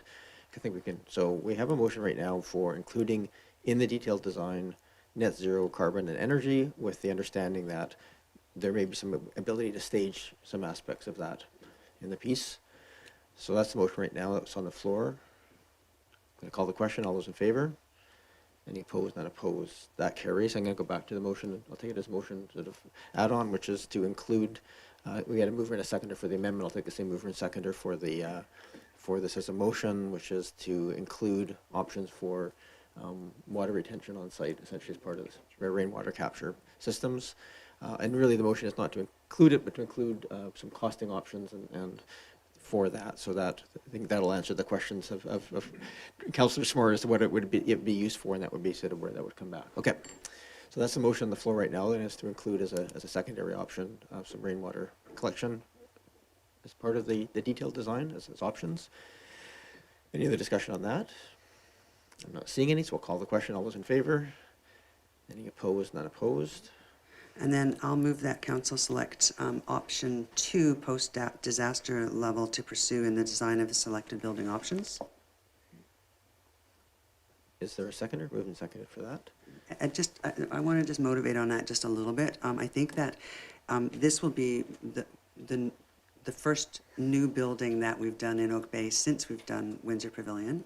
And I think that having it up to post-disaster standards will enable us to use that as a building in case of a disaster, because we certainly can't use this building because it will be demolished in an earthquake or something. So I just think that it's important that we do have something that is post-disaster, at a post-disaster level, prior to us going down the road for the next building that we get built, which hopefully will be our emergency services building. Thank you for that. Moved and seconded. Councillor Watson. I'm not so sure about the need to go that far with this particular project, because even investigating it will take some time and money. I think that given that it's going to be meeting the highest, the current seismic standard, which now in BC is pretty high, this is not an area that's going to be affected by a tsunami in our municipality. And it's just a two-story building, and I think that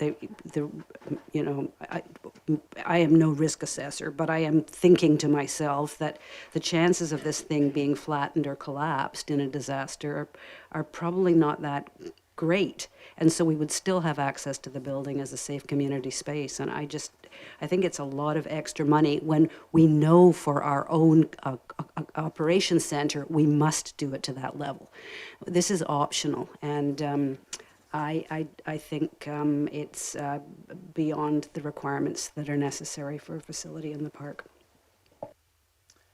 Thank you, Councillor Watson.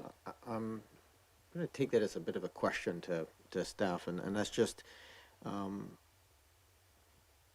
there, maybe we have our emergency management coordinator, manager in the offices, in the building right now as well.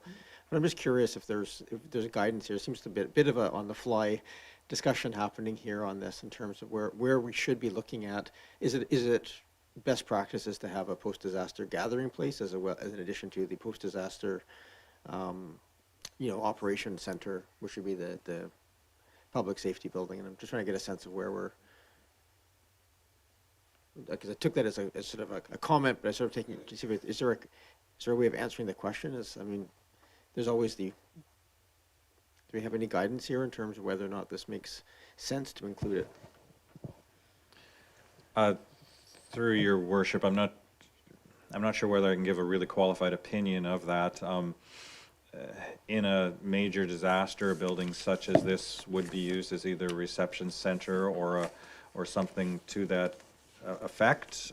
Post-disaster standards would allow that building to be fully operational with an emergency generator in the event of a major catastrophe that would require that, no power. But the level of risk is very subjective, and that would be more of a guidance thing.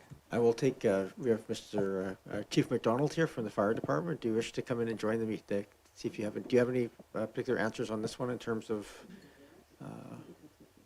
we have a motion right now just to consider this building as a post-disaster building, and just sort of trying to get a sense from a best practices perspective if we're, the benefits and versus cost of doing that to this building versus other buildings that we might contemplate, and of course the future public safety building. Welcome, Chief. Thanks, Your Worship, and I have been following the deliberations on this. Councillor Watson makes an excellent point with regards to the overall cost for this type of use. I would say one of the key considerations, given some of the immediate risks and concerns about how we use facilities, really need to look at supporting cold and warm weather events. So ensuring that the building has an adequate generator, as well as an HVAC system that can support air filtration. So if you're going to use it for something like a cooling center in the summer, when you get poor air quality, is really an essential consideration. The building it to a post-disaster standard, there are numerous levels of post-disaster standards that can get built to. Does not need to be built, in my consideration, to the same level of the emergency services building. I'll just leave it at that, but those are definitely some key pieces to provide a little bit of guidance. Thank you. We have a motion on the floor to include that. So do we have I guess that would come back as a recommendation back then at the next stage, if this was to go forward with, like, here's the level of post-disaster standards that it would be meeting. Is that just hearing what the chief is saying there in terms of where that level of post-disaster would be? Mr. Graham? Through your worship, in the next, we'll call it schematic design phase of the building, we could ask for a consultant's report on a couple of different levels of post-disaster and what those cost implications would be before we get into detailed design. Thank you. Councillor Smart? Thank you. I just wanted to motivate as the seconder. When I saw this price, I thought it was, I guess it's all subjective, but I thought it was a very good value, considering that we do have an absence of these types of facilities in our community. To be able to have a facility that, you know, if we have an earthquake, that we know we can occupy right away and we don't have to have assessed first, while the typology may be more likely to be safe. The building code is still really only looking at getting people, you know, out of the building quickly. It's so it's not geared towards being occupied after a disaster. And I saw this as quite a good value, so I'm very supportive of looking at what those different levels could be. Thank you, Councillor Patterson, then Appleton. Yes, thank you, Mayor, and well, I appreciate the discussion here. I, like Councillor Watson, don't see the value in doing this as a post-disaster level building. The building will be built to a much different standard than buildings of this era were. We know that this one will not withstand it, but certainly the new construction is better. I would support post-disaster if, in fact, we were designating this as an alternative EOC, but we're not doing that. That is not part of this overall discussion. So it does add cost to the building, and while I have no doubt we can always add things to the building to make it, give it features that we would like, that more of our complexity is holding the line on the budget. And I think that is something that is also very concerning, because the scope is really creeping up, as is the budget. So I won't be supporting the motion to do it as a post-disaster building. Thank you, Councillor Patterson. Councillor Appleton, and then Green. Thank you, Your Worship, and it brings me no joy to do so, but I'm not going to support the motion on the floor, mostly because I just feel like this particular item, there's any number of valuable points to creating a facility in the community that is built to this standard. Like that discussion absolutely should happen, and it is something that the community absolutely requires. But I feel like in the context of this particular discussion, it is a little out of scope. This item came up fairly late in the discussion about the building as a potential option, and I would be far more comfortable with the idea of discussing all of the civic facilities holistically with the idea of what could be made into a post-disaster facility. We understand that the protective services building needs to be built to that standard, but we've not had a discussion as council in the context of new emergency response legislation as to which facilities in the community are most ideal for that purpose. So I feel like this is a little bit on its own. There is a fairly significant cost aspect to it for sure. And so I would really rather see this happening as a holistic discussion for the community overall in the context of new emergency legislation, rather than sort of as a one-off that cropped up through this discussion fairly late in the game. Thank you. Thank you, Councillor Green. Yes, thank you. And I appreciate the comments of my colleagues. I too will not be supporting the motion for these same reasons. I think it's probably, I'm focused primarily more so on the emergency services aspect of another new building, and I agree that we should look at all of our public buildings in the context of what are the needs for the community in this regard. Thank you. Thank you very much. Thank you. And just since I think it's always worthwhile just to make a comment, I'm not going to support the motion either, having heard the comments. I was inclined to support it, but I think there's some wisdom around the table. That is a significant increase to the base cost of the building, and without a plan for something of need, I think we have to look at where are we spending $2 million is the appropriate question to be asking. And at this point, it's hard to have it as part of this as it is. But where I sit right now. Any other discussion before I call the question on the post? So the question right now is to add post-disaster recovery standards. All those in favor?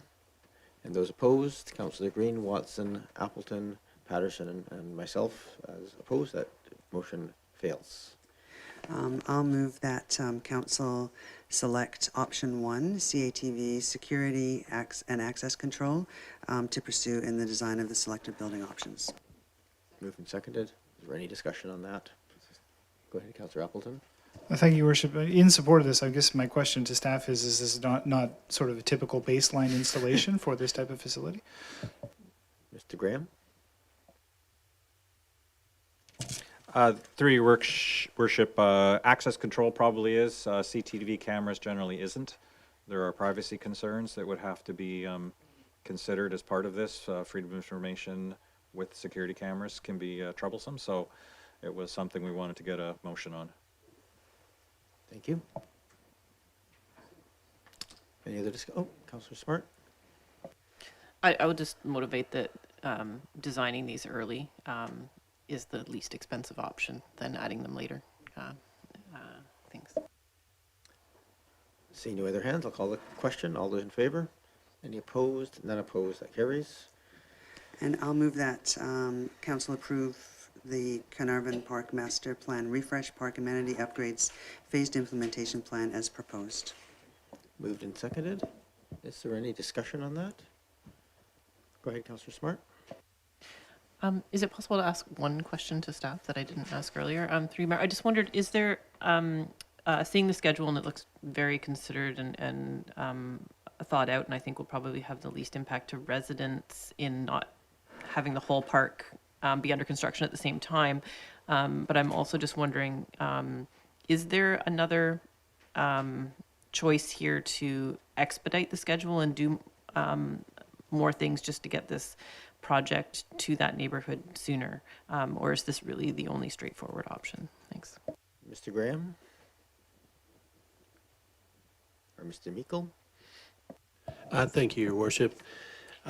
During the what will be likely the next year of detailed design for the building, splash park, etc., it would be possible to consider some of the options that are in, I believe, in phase 3. So potentially, probably about 75% of the accessible trail could be considered. Some of the amenities, some tables and benches and things could be installed in the park. Some of the difficulty is, though, once you sort of segment off the part of the park where the building and playground features are, it gets a little tough to do some of the other amenities until that's all taken progressively or in progression as things happen under the build. So that's partly why the implementation plan is presented as it is, but there are some options we could look at during that next phase of design for the building to do some of the outer extremities of the park, if you like, away from the building. Thank you, Mr. Meikle. I'm assuming if there's opportunities for that makes sense, they'll come back and move those forward. I don't see any other hands on this, so I'm going to call the question. Sorry, was there any other hands? No. All those in favor? Any opposed? None opposed? Please go ahead. Thank you. I'm sorry, Mayor. I wanted to point out that this is Mr. Meikle's last meeting with us as he is moving on to another opportunity. And I just wanted to thank him for all of his years of service to our district. You've been really instrumental in helping to move Parks, Rec and Culture, move and improve Park, Rec and Culture programs over the years. And I would really like to thank you for that. You've always been inclusive. You've always been available to answer questions. And I just wish you every success. And I want you to know that you're going to truly be missed, and that we will invite you back when we open up Carnarvon Park. So thank you. Thank you, Councillor Braithwaite, as liaison to the Parks, Rec and Culture Committee. I really appreciate those words, and on behalf of all of Council and the community, thank you very much, Mr. Meikle, for your service. It's been a pleasure, and I'm glad we get to advance something on your workbook as you leave here, and I'm sure you'll enjoy the building in future when it gets built. Thank you very much for that. Is there any other? We can give him a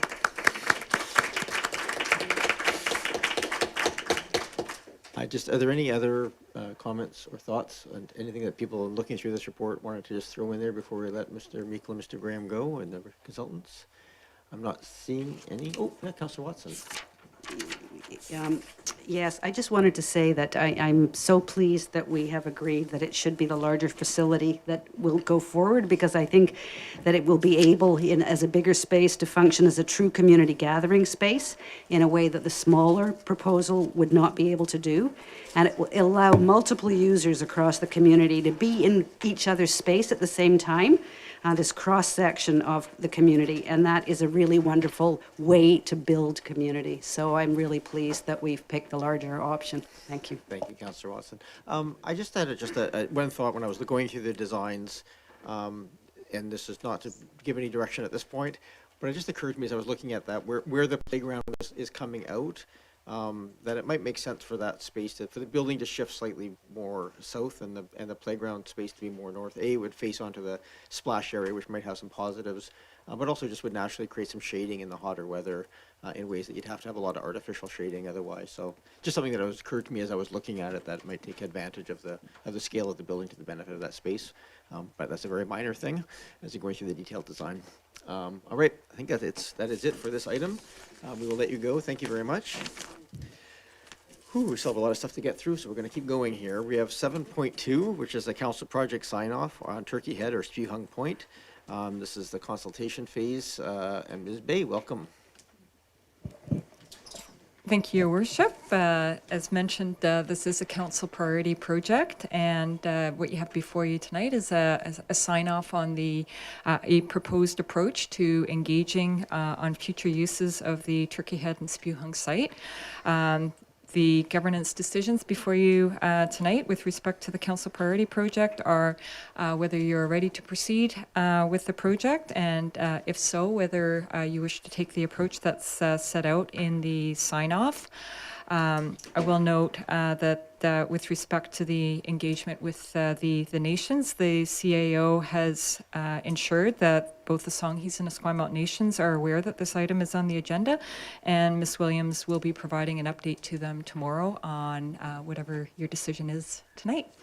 So, Your Worship, that concludes my introduction. Staff are available for questions. Sure. Thank you very much, Ms. Bay. And I probably should just note, although this is a formal engagement process, there has been a significant amount of work done by the council to work with both Songhees and Esquimalt nations to this point already, to start to build the foundations of that consultation process. So this is not starting from net zero, but it's a continuation of the process underway. I'm going to questions first. Go ahead, Councillor Green. Yes, thank you. And through you, thank you, Ms. Bay. Just a question generally, is this actually a procurement process, or it's a consultant process? I'm not just clear that this is actually procurement. Can you just, can you define that for me? Thank you. Ms. Bay? Thank you, Your Worship. So what Council would be, what is looking at is the approach that's going to be taken to this process. So once Council has provided direction on the general approach, then we will proceed to a procurement-based process on the basis of whatever it is that Council directs. So this itself isn't the procurement process, but it will lead to the procurement process. The scope of the value of the project as it's envisioned would be under the level that would typically see a council sign off on the procurement initiative itself. So this would be council's touch point. Then staff would take whatever council's approach was and work that into a procurement process. Because it's under that $200,000 threshold that council would typically see to sign off on procurement, it would be signed off on at a staff level. Thank you. Thank you, Councillor Green. Any other questions from members of council to staff at this time? Yeah, Councillor Smart. Yeah, thank you. A couple questions. One, just with regards to the decision on the geotechnical report being seismic or not seismic. Were there some costs that were associated to that? Did I miss something in the report on that? Ms. Bay? Thank you, Your Worship. The cost would be as set out in the financial impact section of the report. So it's 22,000 without the seismic and 55,000 with the seismic. Thank you. Thank you. And could staff elaborate a little bit on the two options and the pros and cons? Ms. B? Thank you, Your Worship. Just for clarification, is that the two options with respect to the geotechnical assessment? Your Worship, I'm not a geotechnical expert, so it's probably dangerous for me to get into that other than to say that the estimates that we've been given are those that are cited there with the information that's in the report. Thank you. I think just one more follow-up question through you, Mayor. Just with regards to the comment about the community engagement process happening within the budget that we've provided, not knowing, I guess I'm anticipating that there might be a very unique style of engagement proposed if we bring on board consultants that have worked in the realm of First Nations consultation. It might be a very different, less colonial approach of engagement. It might be a very broad charrette type of consultation. I guess I want there to be a lot of openness to do something differently that we've never done before, and we don't know if it's going to fit in our budget. Is there a way that we could frame that ask to the consultant to have additional costs, like just to express an openness to the unknown and have additional costs? I don't want to limit the consultant and what they come back with because they see that dollar item. I'd like to I guess, be able potentially to give a little bit of direction for, it would be an additional fee, but we're suggesting this is what we'd like to do. And just to clarify that we're expecting that it's not simply a survey of consultation. Thank you. Ms. Bay? Thank you, Your Worship. The amount cited in the report is what's been provided in the budget to date. So if council wish to expand that budget, then it would be an expanded budget ask. So it's possible. It's just a matter of whether that's something that council wishes to either direct now in terms of including kind of on an anticipatory basis, or if council wishes to consider a budget amendment at such time as we have the quotes before us. I think a key part in securing the competitive quotes and kind of equaling the field through the procurement process is to be clear about what types of consultation are anticipated, and the sign-off tries to do that while still not closing it down so much that we don't get some innovative and creative approaches from consultants. So, Your Worship, we can certainly be very general. We can include a statement. Often we do. It says if additional approaches outside the scope are I guess contemplated, then an additional extra can be cited, and we can consider that. But we would evaluate the proposals one against the other on the basis of the base portion, and then if there was a winning consultant that came forward that had an interesting extra outside the budget scope, then we would bring that back to council. Thank you. Any other questions, Councillor Watson? Yes, this is maybe a silly question, but since anybody who's going to respond to this RFP knows what our budget is, how does that affect their response when they're pricing their work? Or just could you comment on that? Because we're signaling what we think kind of we would like to spend on this, but it may actually be more or less, right? Ms. Bay? Thank you, Your Worship. Often consultants actually really like to have budgets cited because it gives them an idea of the range and the scope of the project because they are intrinsically linked. We do still award points for the most price competitive proposal, and through a standard approach where we rank the proposals one against each other. And that's all specified in the request for proposals documentation, so everybody knows in advance how those proposals will be evaluated. Thank you. I don't see other questions. I just have a question on the under the project deliverables and milestones. They're fairly specific milestones on there, but obviously there's benefit to the community if this goes faster than the timelines in terms of advancing it. Is that I guess without sort of providing sort of are those sort of being laid out, there were sort of minimal expectations and with the ability to go faster than that, and I think if there's innovative ways of bringing First Nations into contact with business community or with the community directly in some of this process, that the laying it out in this way doesn't sort of preclude that if that's something that comes out of the First Nations consultation process. So I'm just trying to get a sense of us as we lay these out here and lay these deadlines. Are these sort of the maximal extended expectations, and will they be interpreted that way if we move this forward as laid out? Ms. Bay? Thank you, Your Worship. My understanding from previous discussions with Council is that there is some desire to see this delivered on an expeditious basis. We do have a 5-year lease that we're now 2 years into, so we would ideally resolve this in a timely basis. I can certainly set out in the request for proposals that these are maximums rather than minimums. I have positioned them here as target dates.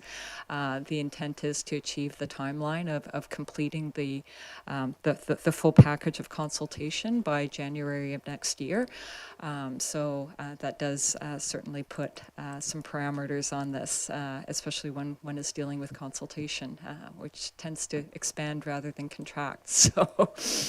Fair. Thank you very much for that. And I noted at the beginning that this is building on some inertia with First Nations already. So I think we'd like to maintain that inertia and hopefully we can move those things forward a bit more expeditiously.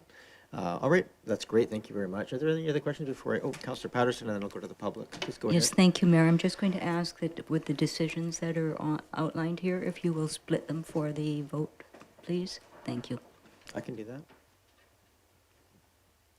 Then, are there any members of the public who wish to address Council on item 7.2? This is the Council project sign-off for Turkey Head consultation.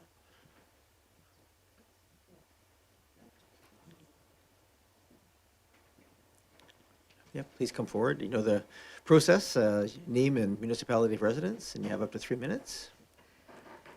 Yes, thanks very much, Mayor Murdoch.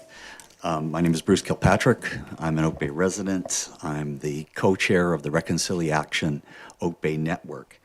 My co-chair, Reverend Craig Hebert, would have liked to be here tonight too, but he's out of town at a previously scheduled commitment. We're really pleased to see this proposal come forward.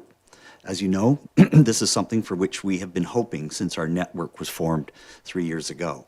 A process to determine the future of Speewang that starts with meaningful and respectful conversations with the Esquimalt and Songhees nations about their aspirations for this significant publicly owned site in their territory and the potential for partnership, collaboration, or co-management.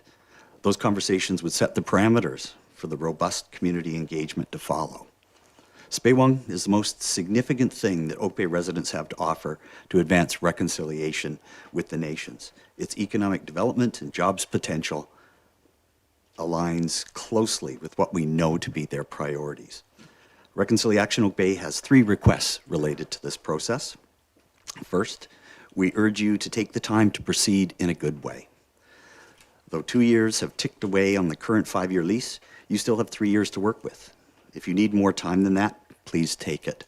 It's worth it to get it right for the generations to come on this most extraordinary site and opportunity.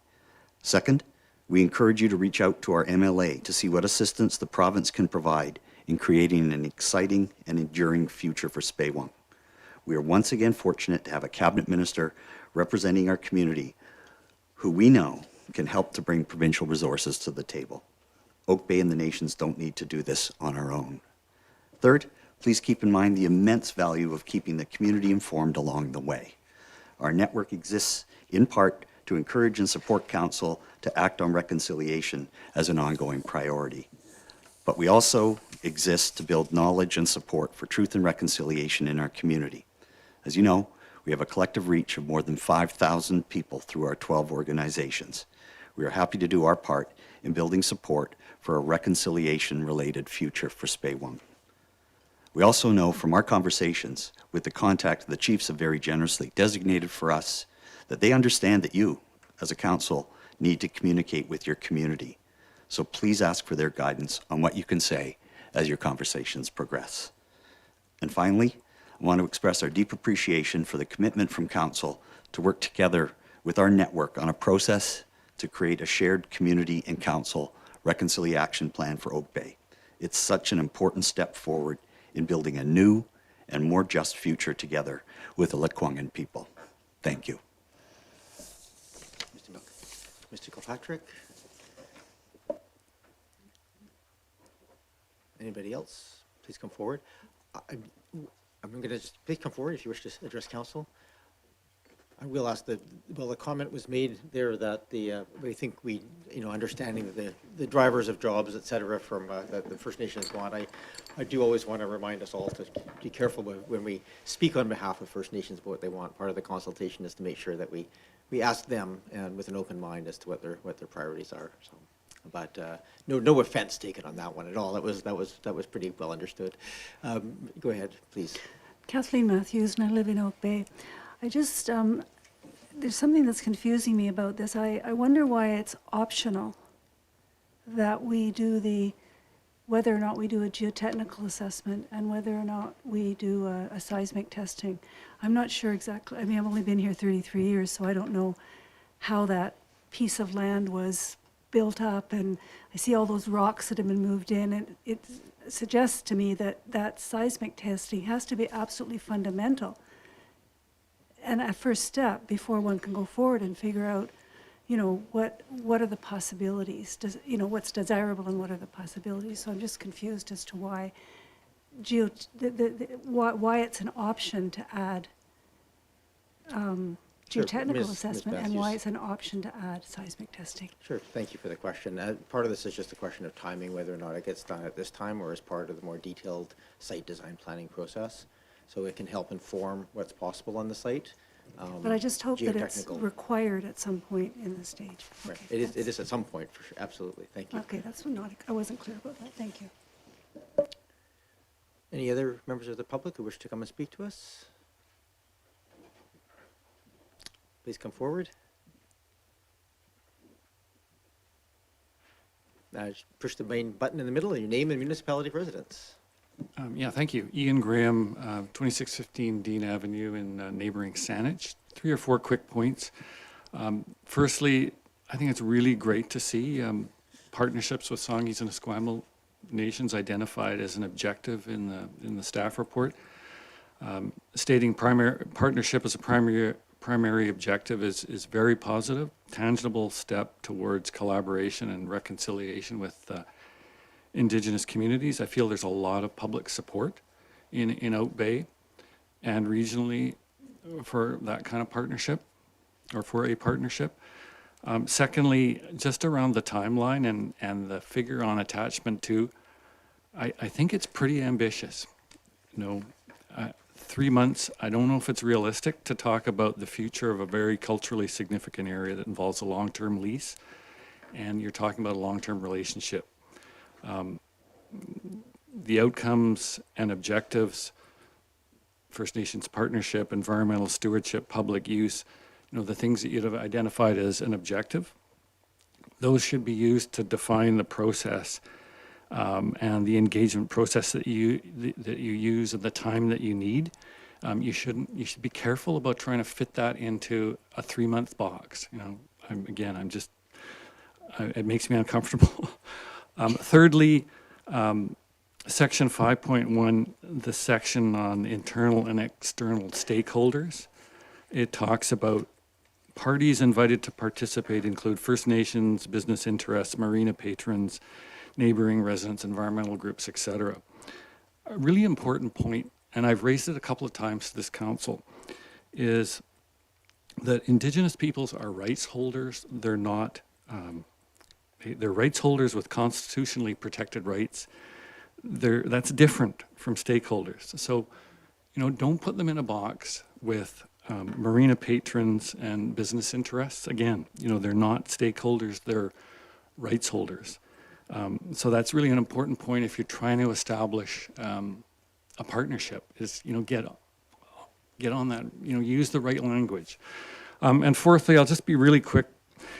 Section 1.4, it talks about, references the survey and the 612 survey responses. It was unprecedented in this municipality.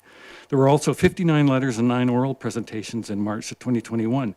I think over 700, almost 750 pages of input. And so there were lots of really great ideas from individuals and citizens groups. And, you know, I guess I would just ask, did staff provide any analysis of that input or follow up with any of those groups in the last 2 years, right? Any learnings from that process that we went through 3 years ago? You know, I think, you know, how does that use that information to inform this new process? I think that'd be a really good step. Again, I'm really concerned about the restricted timelines and the limited opportunities. As one of the speakers said, really important to just keep the community informed in a really meaningful way, not just for 3 months, but, you know, throughout the process. And I think, you know, you'll have a much better outcome. Thank you. Thank you very much, Mr. Graham. Any other people wish to come forward? Anybody online? Do not see any pieces. I think I will just say for the one pieces that we've had a couple of discussions around the use of the word stakeholders, and we should have agreed we're not doing that. But I think in this one, just to make sure we didn't include them in that list, even though they're explicitly listed elsewhere. I think that was the reason for including it still in that long list of pieces. But the point well taken and discussed many times at this table that we're not just including them only as stakeholders in these conversations. They're important partners. With that, I'm going to come back to this table then. We have a piece of some recommendations in front of us and some options. So I'm going to turn to this table for, Councillor Green, additional questions or motions. Do you want questions or comments? Questions or not taking comments unless you have a motion on the floor. So if you want to move receipt, we can do that. All right, I'll move receipt. Thank you. Moved and seconded. Before I call the question, if you want to make any comments, but if you want to have a comment related to a motion, then we should probably have the motion on the floor. No, it's related to the documents, so Okay. it's not a motion per se. So Up to you. I'll call the question on this motion, then we'll get Okay. to the main motions. That's fine. All those in favor? Any opposed? None opposed? Do you wish to make another motion at this time? do you want me to move? Well, what I would probably just, at the request of Councillor Patterson, I would ask that we that the council priority project be delivered per the approach set out in the project sign-off, and I'll separate the second one, which is to be renamed.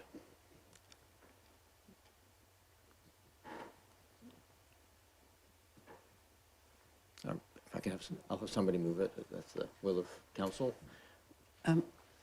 Well, okay, I'm quite happy to make the motion, but I have a couple of questions or comments about the documents that we have before us tonight. So Okay. that was all, and would want to propose a couple of changes. So that was.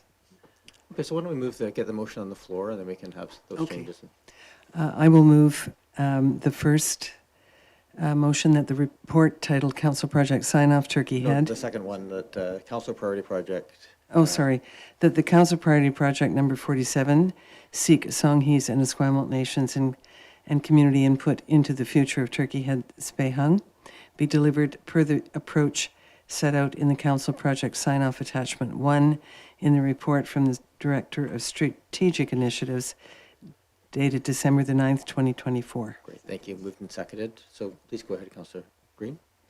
Thank you. I just have a couple of comments and suggestions in terms of wording. And the first one is that I would hope that we could expand the definition of community. When we talk about potential business partners, I'm thinking of other partners in our community, reconciliation organizations, the public, and so on. So I don't want us to restrict that definition of community, that it should be broader rather than restricted. And that was my one comment. And Pointed at the section that you're referring to in the project sign-off, which is what the motion is for? yes, it's not in the project sign-off. Okay. It's So in the next motion, but I'm not sure where to do this, so.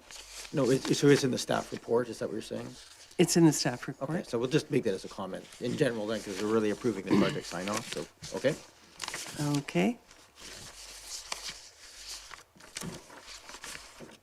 And then What would you like me to do? I'm sorry. Well, I think your comment is well taken, that we should, in the language in the staff reports, we should be as broad as possible. But the staff report is not the project sign-off, which is in front of us for the motion. So Right. I think I'll take it as a general comment, but in the interest of moving the meeting forward, the motion's really on the project sign-off. So Okay, I have one other comment then on the project document under 2.4 assumptions. There was an assumption there that I wanted to suggest we alter, and that is the consultant will, following an RFP process, be selected by staff without council input. The without council input concerned me, so I just wanted to know if we could discuss that for a moment. Yeah, of course we can. Perhaps turn as a question as to the rationale for why that was included in here. This might be the first starting point. That's fine. Through you to Ms. Bay. Ms. Bay? Thank you, Your Worship. It's really from a timeline perspective. It would cost us about a month, and we're very tight on the timeline. I'm concerned about that. I don't think we should let the timeline, as one of our public speakers mentioned, let's not let the box of time cause any problems in terms of process. I think that, I think this council is very involved in this project. We've had a lot to do with it. I think that we should have input into the selection of the consultant, because the quality of the quality of the deliverables and the quality of the process will depend on who this consultant is. And speaking to Councillor Smart's comments on engagement, we don't know yet what that will look like. I think it's very important that council still has a voice in the selection of the consultant. Thank you. I'm just going to go from a procedure perspective, Ms. Bay. If council were to make a motion, say to amend that to have the proposals brought back to council for consideration, I'm assuming we'd have to anonymize those a little bit in the process, but that would allow council, is that a process that would sort of allow council to look at the consultation approach presented by each proponent? I'm trying to get a sense of what we'd see in that. Ms. Bay? Thank you, Your Worship. That would really depend on whether it came back to an open council meeting or a closed council meeting, because proposals are generally considered confidential, proprietary information of the bidding parties. If council were to choose to change that provision, it would also change the timeline. So everything in the timeline graphic would shift by at least a month. So just want to make sure that there's an understanding that all those pieces are connected, and we don't just change that wording and don't recognize that the wording on the timelines and everything else would shift. Thank you for that clarification. That's helpful. So I'm going to suggest, Councillor Green, if you wish to make a change there, that you would just to have a motion, if you wish to make a change to that essentially that it would shift that from an RFP process to be selected with council input. So you're more than welcome to make such a motion at this time. Otherwise, I'll go to another. Go ahead. Appreciate that. Thank you very much, and thanks to staff for commenting. So I will make a motion as follows. The consultant will, following an RFP process, be selected by staff with council input.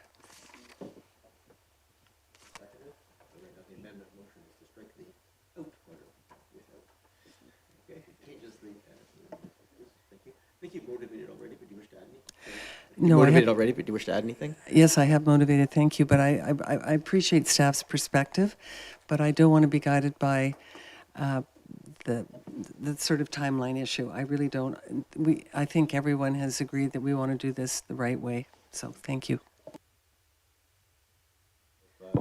Speakers list on my motion to amend, Councillor Braithwaite and then Smart. Thank you. Yeah, and I seconded the motion because I think it is really important that we do have council input into this, and I'm quite fine with delaying it by a month as far as the timeline goes. So that's why I'm going to support it. Thank you. Councillor Smart? Yeah, thank you. I'm very appreciative of this amendment coming forward. I think this is really important, and I think particularly one to review the approaches of consultation, but also the breadth of experience with First Nations consultation. So I would hope that the RFP that went out would ask each consultant to describe their breadth of experience in doing consultation with First Nations as well. We have a motion to amend the without to a with. Any other discussion? I'm just going to, I think, I'm going to speak in favor of the motion. I think this is one of those areas which, you know, part of our job as a governance reflection of the committee, of the community, is to ensure that the process undertaken of consultation with that community meets the expectation, and there's no clear guidelines in this case. So I think it's one of those good chances for us to review what's possible and make sure that, you know, we understand and give approval for that, for the process that's undertaken. So, all right, not seeing any other hands for the motion to amend. All those in favor? Any opposed? None opposed. That carries. So the motion is now option 1 as amended. Thank you, Councillor Green. Are there any other discussion on option 1? Not seeing any. All those, oh, almost got there. Councillor Patterson. Yeah. Thank you, Mayor. I will not support motion 1. And the reason for that is, my opinion is that projects of this nature are best suited to be broken down into manageable pieces to allow them to move along. The process that I see in this is similar to the last process that did not achieve quite the results that we or the community desired. So on this, I still see it being as so much of the discussion being landside, and the marina to me is really a waterside endeavor. And so I fall back to what is in the OCP, and that is definitely the marina as a landmark, yes, but to encourage use by community groups, balance the needs of boaters with interests in protecting the shoreline, and supporting boating as an important recreation activity. So I see satisfying those statements and guiding what we need to do for that as a good segue into the rest of it, rather than the broader undertaking that I see here. And I don't think that breaking it down into manageable sections would in any way prevent authentic dialogue with the nations that I think we can have in either case. So I won't be supporting this motion as it is put forward. Thank you. Thank you. The other hand, so I'm going to call the question. All those in favor? And those opposed? Councillor Patterson opposed. And then the second part of this is requested to break it apart, the council priority project be renamed. I'm going to move her for that portion. So moved. Moved. Is there a seconder? Thank you. Any discussion on that? Seeing none, all those in favor? Any opposed? Oh, sorry. My apologies. Go ahead, Councillor Smart. I was following the options in the end of the staff report, and so I just wanted to quickly check in again on the option that you were talking about the renaming. Is it at the beginning of the staff report? Sorry, I'm not, oh, it's the, in the agenda package, there's the, there's just, I just broke it into 2 parts at the request of Councillor Patterson. So there's sort of one motion that council approved the approach and that it be renamed. Councillor Patterson asked that I sever them, so we're just on the second half of that, which is the renaming portion. Please go ahead. I would like to propose an amendment to the motion on the table. I'd like to put an amendment to strike the word business from the renaming. Is there a seconder? For discussion. Yep, moved and seconded. Just following some of the conversation around the table as to significant partners at this table, and I do understand that we really are looking for someone to come with an economic contribution, but I do feel like the word limits the potential partners that we do want to potentially be talking to at that phase in the process. So I'd like to open it up to just be potential partners. Discussion? Councillor Patterson? Yes, thank you, Mayor. And I guess I can somewhat understand how this comes forward, but it doesn't matter what agreements we get to in the end of the day, they'll be business agreements. And so I understand perhaps the reference to business is taken to mean only financial repercussions of the business. I don't see the word business as meaning simple financial viability. I see it being, you know, whatever the agreed upon path forward is, and that may be financial, it may not be financial, but it still will be a business documented arrangement at the end of the day. So I'm not hung up either way, but that's just my take on it. Thank you. Other discussion? Go ahead, Councillor Green. I believe I seconded, or one of us seconded the motion for discussion. I understand the rationale about changing that terminology, and I think it's because, again, feels restrictive. I'm thinking of the Maritime Museum, for instance. If they were a partner, they would not be necessarily considered a business partner. It would be more, you know, a historical partner or a social partner. So I understand, you know, the need to sort of expand it. I support the change, but I also understand your definition, Councillor Patterson, of what we're actually doing. Maybe economic might be a better term. I don't know. But anyway, I'll leave it for now. Thank you, Councillor Appleton. Well, thank you, Worship, and perhaps this is a question through you to staff, but should the terminology business be removed in the way that the motion currently proposes? Could staff comment on whether or not they understand that to mean that business is not by then specifically excluded, that business remains part of that? And I guess whether or not staff require further specificity from council about that specific element, because obviously point out we just approved a project plan which is very specifically includes the word business multiple times, so I don't think it could possibly change the meaning. Thank you.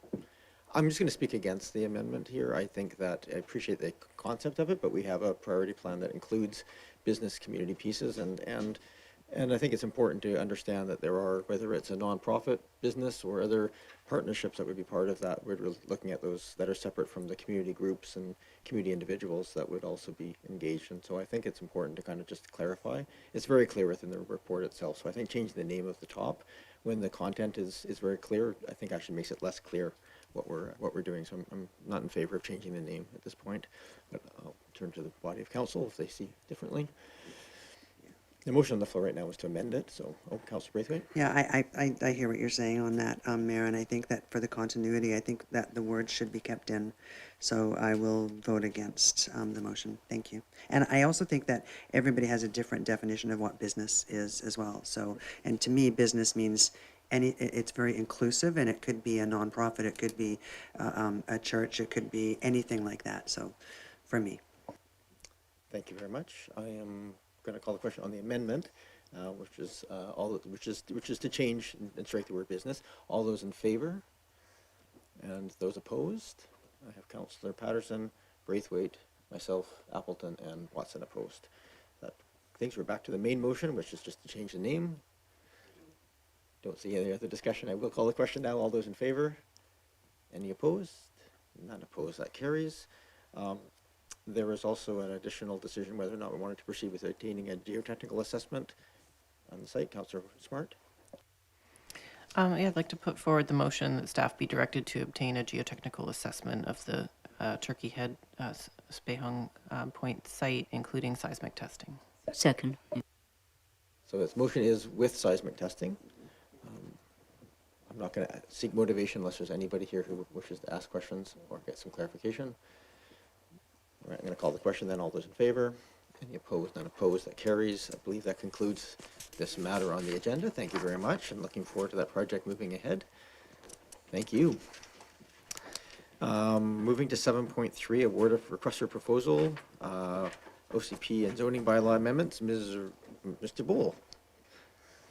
Thank you, Mayor. A short introduction about this item. In September, Council approved the scope for the combined official community plan update and zoning bylaw update for next year. That project responds to the required changes from the province to update our official community plan and designate land for 20-year housing needs. Following the sign-off confirmation from Council, we posted an RFP on BC Bid to invite qualified consultants, and that was open from October to November. We received one proposal, and it was from Modus, the same firm that we have been using for the infill housing program development. And as you can see in the report, Modus has combined resources with Liquor Geospatial and Mulholland and Parker Land Economists as well for a couple of specific elements in the scope of this rather large project. And the outcome of this RFP is back here for your consideration as a contract award over certain levels, requires council approval, and this one is definitely well in that range, of course, with the budget of about $445,000. It does align with the costs staff had earmarked within the Growing Communities Fund Housing Action Plan allocation. So with that in mind, staff recommends approval of this contract award. Thank you. Thank you very much, Mr. Bull. Questions of Councillor Braithwaite and Patterson? Yeah, thank you. I'm shocked that we only received one response. That's worrisome to me, and I'm wondering if it's worrisome to staff, or if staff feel that this is exactly what we would get even if we had more than one. If we would probably end up with this even if we had more than one application coming in or RFP coming in. Mr. Bull? Thank you. Through you, Mayor. During the process, we did make sure to reach out to a number of parties that we thought might be interested. So we did that somewhere midpoint, I think, in the RFP process, because we didn't see a lot of interest yet. So we did our best, because it's better to have multiple options. We were wondering as well about what kind of reasons there may be. This is a fairly complex scope because it combines both an OCP update and a zoning bylaw update. So there's not that many firms that can cover that much breadth. But there are other bigger firms around as well that could do this work. We also assume, no, we haven't checked it in the market, but there's a lot of other communities. Well, every community needs to do a lot of work next year. So there may be already a lot of commitments in the market. And in terms of expected price point, yeah, we were definitely anticipating that other proposals would be in the similar price range, maybe over or under. But then usually what we've seen in other RFPs is then, particularly if there's a big price difference, there's also usually a difference in the deliverables that are being proposed. Thank you. Thank you. Thank you. And just one follow-up question. And if we did not accept this today and we went back to the RFP process, that would put us behind in timelines, I'm assuming, and that we probably couldn't get finished what we need to get finished to be in compliance with what the province is looking for. Is that correct? Thank you, through the Mayor. Yes, that would be correct. We would basically set the time back to about September, so we would lose about 3 months with unknown outcomes, of course. So that definitely would push the anticipated timelines well over the required deadline. Thank you. You, Councillor Patterson? Yes, thank you, Mayor. I too, like Councillor Braithwaite, was a little concerned with just one contractor, although, I mean, I guess how many are there compared to every community in BC trying to work on this? But I do notice there is the, I guess Modus would be the prime contractor, and then there are 2 other contractors. And so just for clarity on this, they will then, they will report to Modus. They will be managed by the prime contractor as opposed to staff. Am I correct in thinking that? Through the Mayor, yes, that's correct. It's a single contract with a single main point of contact. Thank you. Yes, and the other thing I noticed is that all 3 of the contractors are located on the mainland, and none are on the island.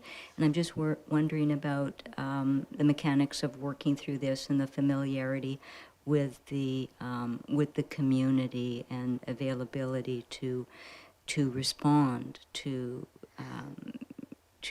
the personalized nature of this community. And so I'm wondering if staff could perhaps speak to that. Mr. Bull? Thank you. Through you, Mayor. Yes, I think what is important to distinguish is a lot of preparation takes place that is not necessarily in consultation with the community. leading up to particularly the engagement activities and phases. There's two distinct ones in this project. During those phases, definitely we expect a consultant to come over here. In this case, this consultant has helped us with the info housing program, has been part of the rather extensive consultation process this spring for info housing. So we definitely have trust that they have a lot of understanding built up from that process. Have visited the district already, are familiar with our neighborhoods, our different settings, and also the things that are most valued by the community. So in that sense, we have, even though they're not necessarily local based, we have good experience working virtually, where staff to staff is just needed or staff to consultant. That goes smoothly through virtual meetings. But this firm does have local experience already and would continue to build it up depending on the topics they're going to study. They would do their field visits and especially for the engagement process, collect a lot of input. Thank you. Thank you. Anything else? Thank you, Councillor. Any other hands for questions? Not. Oh, Councillor Watson, and then we'll go to the public. No. Members of the Oh, public. with public, No, oh. go ahead, Councillor Watson, and then the public. Go ahead. Okay, yeah, no, I just need to see if there's anybody, members of the public, wishing to speak to item 7.3, award of request for proposal. I don't see any, so I think we can go to motion, sir. Please go ahead. And first of all, I would just like to move a receipt of the report titled Award of Request for Proposals. Thank you. Seconded. Thank you. All those in favor? Any opposed? Unopposed? You can just move staff recommendation. And then I move staff recommendation that the request for proposal, OBMH 30-2024, be awarded to Modus Planning, Design and Engagement in accordance with their proposal and associated costs of $445,110 plus GST. Seconded. Thank you. Any other discussion? I'll just comment on why I support this. There have been some questions around the worries around, I guess, single bidder, but in this context, I'm not worried about that at all. I think that the Modus team did an excellent and quality work on our small-scale multi-unit housing project. And we will really benefit from capitalizing on this existing knowledge of many of the details and approach. And they actually have looked at our zoning bylaw, our Byzantine zoning bylaw, and know how complicated that will be to unravel and update. So I think we've already kind of we've made kind of some of investment in them that we would have to then make in another consulting firm who hasn't worked with our particular documents before. And I think the sub-consultants they've selected, their expertise looks very good and appropriate and necessary given what we have to do. So I'm really quite happy with that we just have one proposal for Modus. Thank you for that. Any other? Yes. You're speaking in opposition. I think we're going to try and get to the question fairly quickly, but please go ahead, Councillor Green. No, I will support the motion. I just want to remind those of us that were around in 2014, the consultant that did the last OCP revision, you will remember, Mayor Murdoch, was a Vancouver-based urban systems consultant, and they did a pretty good job, I think. So I'm not worried about that aspect of it. And I appreciate the report. Thank you very much. Thank you. Just for my clarification on the RFP response, obviously the key thing here is to be in compliance with provincial laws to complete the process by the end of the year, ideally, well, before the end of the year, so we don't have too squeezed. Are there assurances within the contract that the consultant is going to provide the appropriate, like sometimes, I mean, part of the additional cost is that they manage staffing to make sure that they have the right staffing available. So are there assurances within the contract that they're able to provide this in the timely fashion? Mr. Bowl? Yeah, thank you, Mayor. Definitely, we received quite a detailed proposal with breakout of how much each of the different phases would cost, down to which kind of resources in their company or the subcontractors they would apply. We've gone through that, and it still has also some contingency, I think, in terms of timeline. Not a whole lot, but there's definitely a lot of thought went into that. Great, part thank you for that. Of the planning. Hearing that, any other questions? No other discussion? All those in favor? Any opposed? None opposed. That carries. We move to item 7.4. I'm going to just suggest that we, I'm not sure what the word is, just refer this matter to the end of the meeting, just because I think it's one of the least time sensitive. And I know some members of council do have to leave, so I just want to make sure that we can deal with this one after Is that okay from council's perspective, suggestion, Councillor Smart? 7.4 being the grant and aid application, Correct. isn't this quite time sensitive because they have to revise the applications that go out imminently? Oh, when does the grant applications go? Oh, sorry, Ms. LaChance? Thank you. Through you, Chair.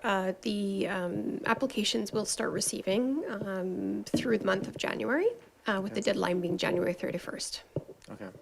I wasn't referring to another meeting, just to the end of this meeting to make sure that even if somebody leaves, that we have the core parts of things being done, but I'll take council's will on that one. That's just me, my suggestion. I need a motion from council to refer it to the back end of the meeting. Is that correct? Ms. Plouffe?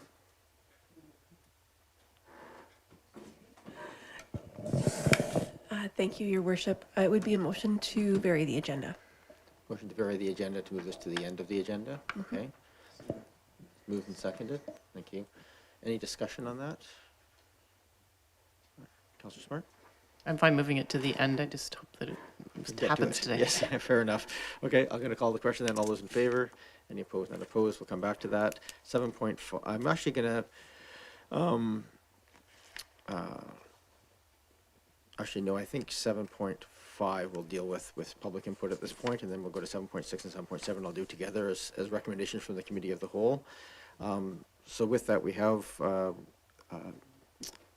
guess, is Mr. Rennick online to provide an overview? And Ms. LaChance, if you're attached to that one agenda item, if you do want to leave and come in remotely or to answer questions, that's totally reasonable, because I think that might push you into a much later part of the evening.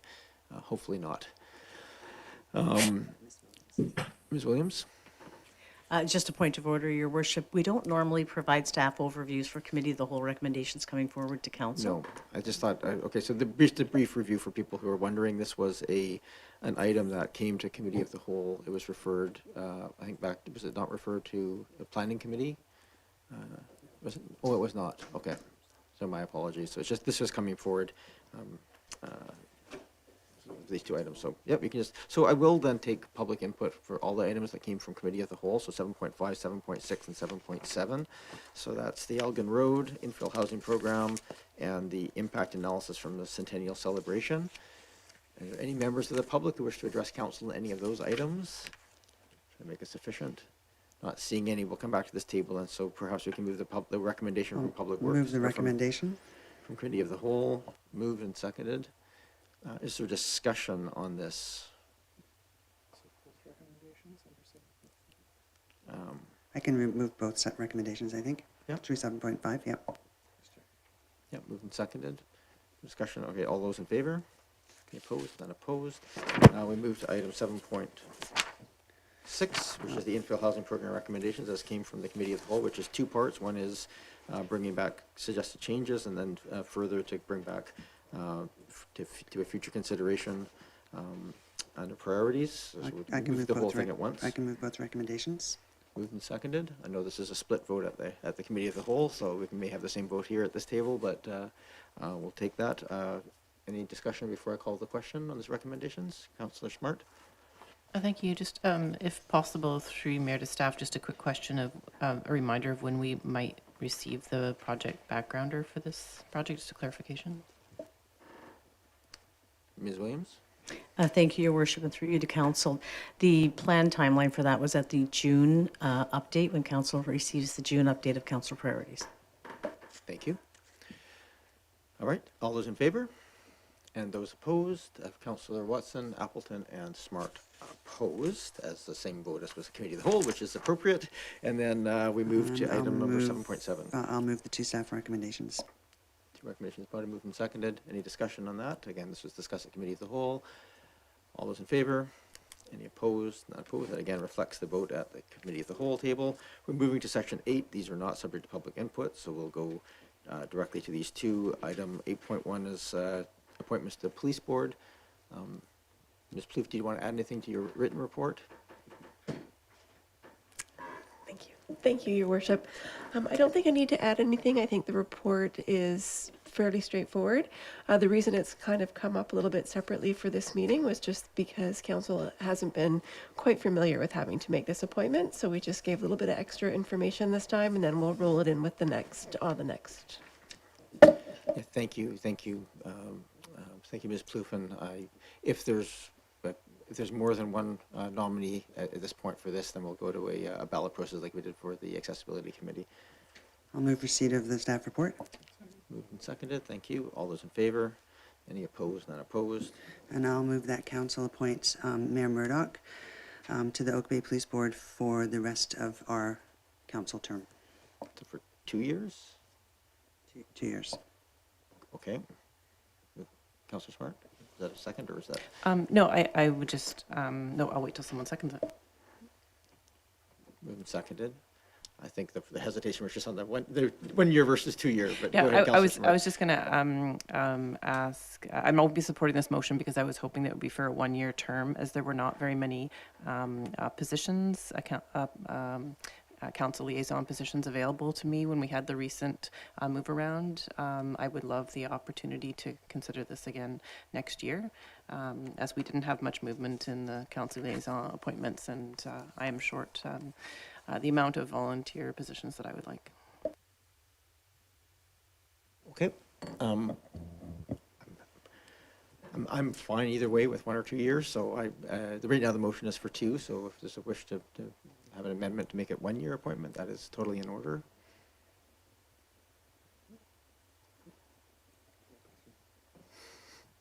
Okay. The motion right now is nominating me. Is there any other nominations that people wish to put forward for police board at this time? Councillor Patterson? Yes, just a point of clarification on this. If this goes through and you are nominated to take on this role, I did notice that the police board then elects the chair and vice chair, and they do that every 2 years. And the chair is a non-voting member. So, as our representative of this district, then I would definitely want a member participating that was a voting member and not the chair. And so I was wondering if you could perhaps comment on because I know you've served as the chair of the police board too, so I was wondering if it would be your intent to serve as a voting member, or if you would accept nomination to the chair again. A good question. So the short answer is I do sit as the chair, and I would sit again as the chair. It's the board's will right now is to have me as chair. It is ultimately up to the board. And I will say that I'm a believer in that model, and I say it for this reason. There is an inherent or potential perceived conflict of interest between elected officials sitting in a police board and sitting in as an elected official. And I thought that the original legislation was actually quite wise, although I appreciate some mayors do not want to sit on police boards. But the requirement of the mayors to sit on the police board as the non-voting chair, or voting only in case of a tie, allowed for them to manage the meetings, but not to participate, not to actually have the political input into the operations of the police. So I actually believe that quite strongly in that model. I think it's actually quite an effective model that you manage the conversation, but the voting members are actually the community appointees. So the short answer is yes, I wouldn't, if the board would have me to stay as the chair in that situation.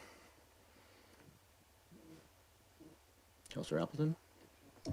I would make an amendment to the motion on the floor, Your Worship, that the term be amended to 1 year. Sure. I'm assuming there's a seconder for that. Okay. You can motivate if you wish, or we can just call the question. Your Worship, I think this is just an important to consider in this. This is in recognition of a transitional time in the nature of the police board legislation. And I think that many councils would still be in the process of sort of evaluating how best to appoint and how they want to approach that in their own individual communities. So it may be that the status quo and the historical model may work better for those communities. It may be that certain individual members of council may wish to participate because of specific interests of theirs or specific capacities of theirs. And I'm not sure we're necessarily there yet. I think it's worthwhile revisiting potentially in 1 year's time. Thank you. Moving this, go ahead, Councillor Braithwaite. Thanks. I think I'm going to use the same logic to vote against this amendment because I think I would like to see some consistency over the next 2 years to see how everything goes. And then in the next term of whoever's sitting around the council table, then they can make the determination on perhaps moving to a councillor sitting on police board or the mayor sitting on a police board again. So I'm going to vote against the motion, against the amendment. Thank you. I'm going to say there's pros and cons to this. I'm not married one way or the other. Go ahead, Councillor Green.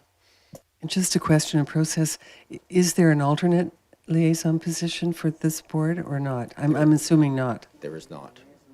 No. No, there is not. Okay, thank you. Patterson?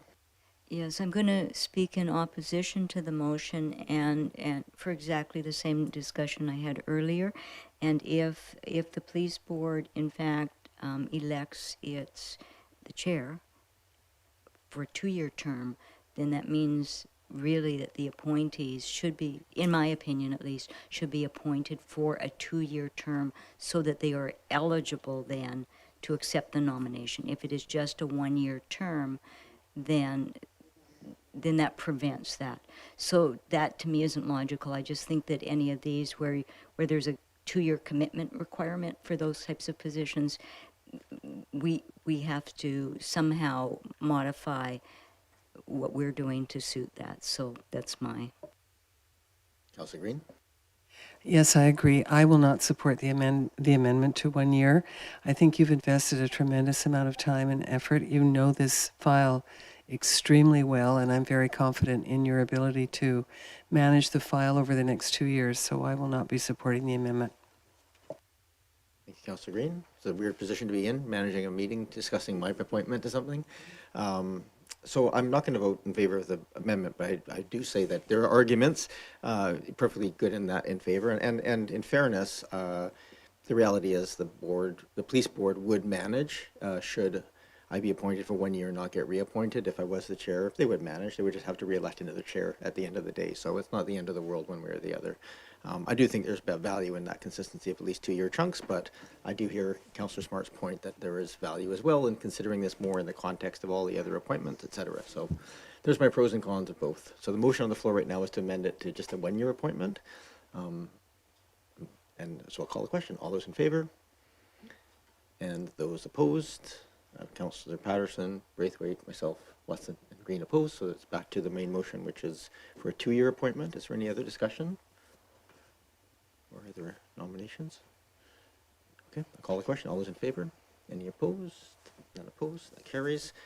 We move to the at 8.2, which is council appointments, and this would normally be wrapped into this, but as was noted, this is just a new appointment piece because it was always done automatically in the past. Appointments to external agencies and boards. This is a report after a lot of discussions with all the members of council, and I know it doesn't meet all the needs of everyone here, but I think is strikes a balance, whether not the right balance or not, is here in front of us. I'd probably suggest we move it, and then if there's people wish to make some motions to change it, we could certainly consider those. Receipt. So move receipt, seconded. Any discussion or no discussion? All those in favor? Any opposed? None opposed? And then I'll move the recommendation be approved and that staff advertise for a publicly appointed alternate liaison for the Provincial Court Family Court Committee. Moved and seconded. Yep, go ahead, Councillor Patterson. Yes, thank you, Mayor. And just a point of clarification on that. Because of the changes of the committee becoming a delegated authority committee of the CRD, and the terms were really guided by the CRD, and so now the CRD has sent letters out to basically the municipalities of the officers telling them they have to choose somebody new, so essentially they've somewhat collapsed all of the officer structure of the committee, which is not going to serve the committee well, and we're trying to work our way through that. And so I may be coming back to we may be asked to request that council send a letter to the committee asking to keep their existing member on that they allow for an extended term. I'm not sure how this is going to work just yet, but it's still a work in progress, and I think we should still look for somebody else. But I am the treasurer, and so I'm an officer. Okay, interesting. But just to, I'm clear, you're not speaking against the motion. You think the motion should pass forward? Okay, that's good. That's good in background information. For those not clear, that was the Provincial Court and Family Court Committee. All right, any other discussion on the motion? Councillor Smart? Yeah, thank you. I just wanted to express, as somebody who had a work situation change and has more capacity and was hoping to get more appointments and was not able to with our 4-year terms, I just wanted to put out there, should any of you run for council again, I think it's really inclusive if we're willing to relook at things in 2 years and make sure that committees and commissions are balanced amongst all the council members so that everyone does have opportunities. And I think there's a lot of benefit to the mentoring that can happen in passing off committees and commissions to other people, and the new voices and experiences that those can bring to different points of view. So I just wanted to express, I think, now that the terms are 4 years, that the idea of mixing things up at the 2-year mark, I think, could be really beneficial for everybody. Thank you for that. I'm going to call the question. All those in favor? Any opposed? Opposed. That carries.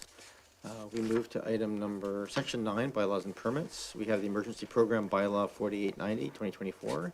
We have Mr. Tilson here as our emergency program manager.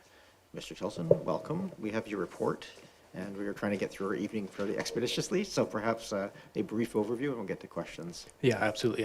Good evening, Your Worship and members of council. Very excited to be discussing the proposed emergency program bylaw tonight. As you stated, Your Worship, the report has already been received, so that outlines many of the changes made to the proposed bylaw, as well as the process that we took to inform those changes. We also have options there for your consideration regarding governance decisions, and to support those decisions, we have myself available for questions, as well as Fire Chief Frank McDonald, who's also our designated emergency program coordinator. Thanks very much, and back to you. Thank you very much. And I do understand that some members of council may have to leave close to 10 o'clock, but I do think we should extend the meeting a bit longer so we can get to as much of the business as possible. I think we should, well, maybe wait till Councillor Watson gets back in the room. So why don't we go to questions first, and then we'll get to the consideration of an extension. Are there questions for Mr. Tilson or Chief McDonald? I have one brief question, and that's just, oh, sorry, Councillor Patterson. Yes, thank you, Mayor, and through you to the chief or to Mr. Tilson. I've just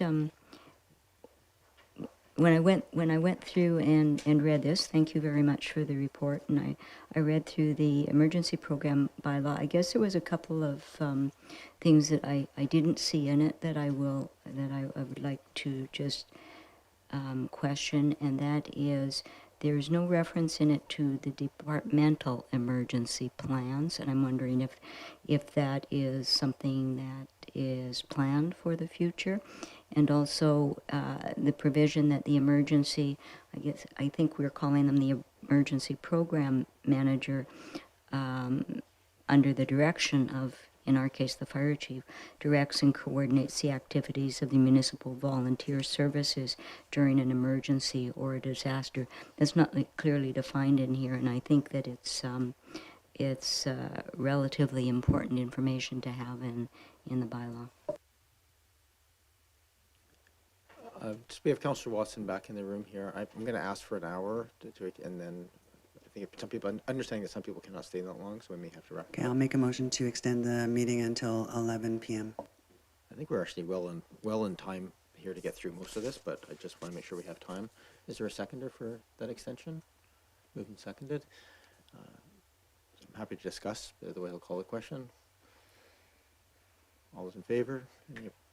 Any opposed? None opposed. And I do recognize that some people have to leave. They have to leave, but we'll try and get through our business quickly. Councillor, thank you for the question, Councillor Patterson. Mr. Tilson, just to speak to that. Your Worship, I'll speak to the Department Operations Center. So historically, the municipality has not entertained Department Operations Centers, so therefore they haven't existed. It is something that I am familiar with, and we are actually trying to operationalize some of our IT and facilities to support them. And, you know, I don't know that it's something that actually gets built into the bylaw. It's something that really is a companion document that supports business continuity for departments that, you know, just roll in to supporting department operations, if that makes sense. And Mr. Tilson, there's a question just about terms of management of volunteer. Absolutely, and through you, Worship, to Councillor Patterson. That's a great question regarding management of volunteers, and if I believe I understand the question correctly, there are provisions for the management of volunteers and the operations of those volunteers during emergencies or disasters. Usually that would be found in our emergency response plan and specifically under a emergency support services branch within our emergency operations centers. We tend to keep that out of the staff position and more in the position within the branch, within that incident command system structure in the EOC. So there are provisions for the management of volunteers, but that's found in our operational emergency plans. It's also outlined in our job descriptions as far as the role and responsibility. Thank you. I'm just going to extend on that question just a little bit, because in the bylaws it's listed here, I see that there's an emergency planning working group contemplated within the bylaw, and I'm just curious if it looks like it has a council liaison attached with it to that working group, and is that a place that so those sort of discussions around community involvement, volunteerism, et cetera, would be contemplated? Yeah, great question to you, Your Worship. Through me to you. So the working group component is actually one of the structural changes that we made to the new proposed bylaw. So under the current bylaw, or I guess we can call it the outgoing bylaw, the working group was separate from the Emergency Management Policy Committee, and the functions or the tasks that that working group handled were largely operational. So like you were stating, emergency support services, emergency planning, and that sort of thing. We, in our review of other emergency management bylaws, we found that it makes the most sense to have that council liaison assigned to the Emergency Management Planning Committee, where a lot of the emergency program updates will come through and some larger planning and oversight conversations can happen. And that working group, given that it dealt mostly with operational matters that were already handled by staff positions like myself or others within the fire department, didn't necessarily need to exist within the bylaw because we could manage those task-specific or function-specific requirements from a working group through the regular emergency management planning committee business. Thank you. So that discussion would happen at that working group level then, if that was to take place? Committee. Or the committee, sorry. Sorry, yeah, Your Worship. The under the new bylaw, there is no emergency program working group, but the emergency planning committee will be able to delegate work as needed, and the emergency program coordinator also has the ability to stand up a committee as needed to support operational requirements for the district. Sorry, I'm looking at the staff report here and did not read it. It says the emergency planning working group is listed as one of the, that's the outgoing bylaw structure.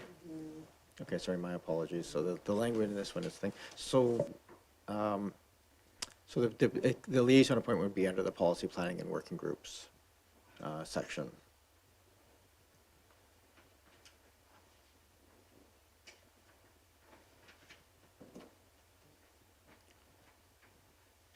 So I'm just wondering, is there any council liaison attached to this? I guess is probably the question I'm looking for here. The emergency planning. Yeah, so the Emergency Management Planning Committee would have, that would be the one committee structure that we would have in this new proposed bylaw, and that would have the council liaison associated to it. Okay. Thank you for that clarification. Councillor Watson. Yes, thank you, Mayor. Through you to Mr. Tilson.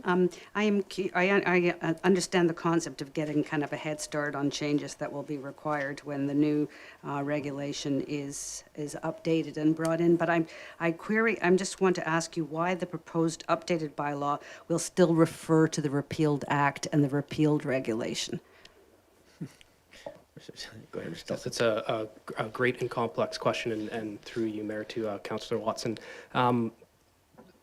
We're in a very difficult liminal position right now with the new Emergency and Disaster Management Act. The process that the province is taking to phase that piece of legislation in without the regulations causes us to have to accept too much risk to come into compliance with that legislation. So when we look at our bylaw, we're not specifically certain at this time what the regulations for local authorities will look like. We would largely be making assumptions in terms of what the province would put in those regulations. So what we're aiming to do with this document is address some of the areas of opportunity that we have and some areas where we can promote some processes and structures within the emergency program to kind of solidify those processes, put us in a bit better place because we have those processes in place and we will practice them. And then once we see that fully realized Emergency Disaster Management Act, which based on the province's best estimates will be sometime in 2026 or potentially 2027,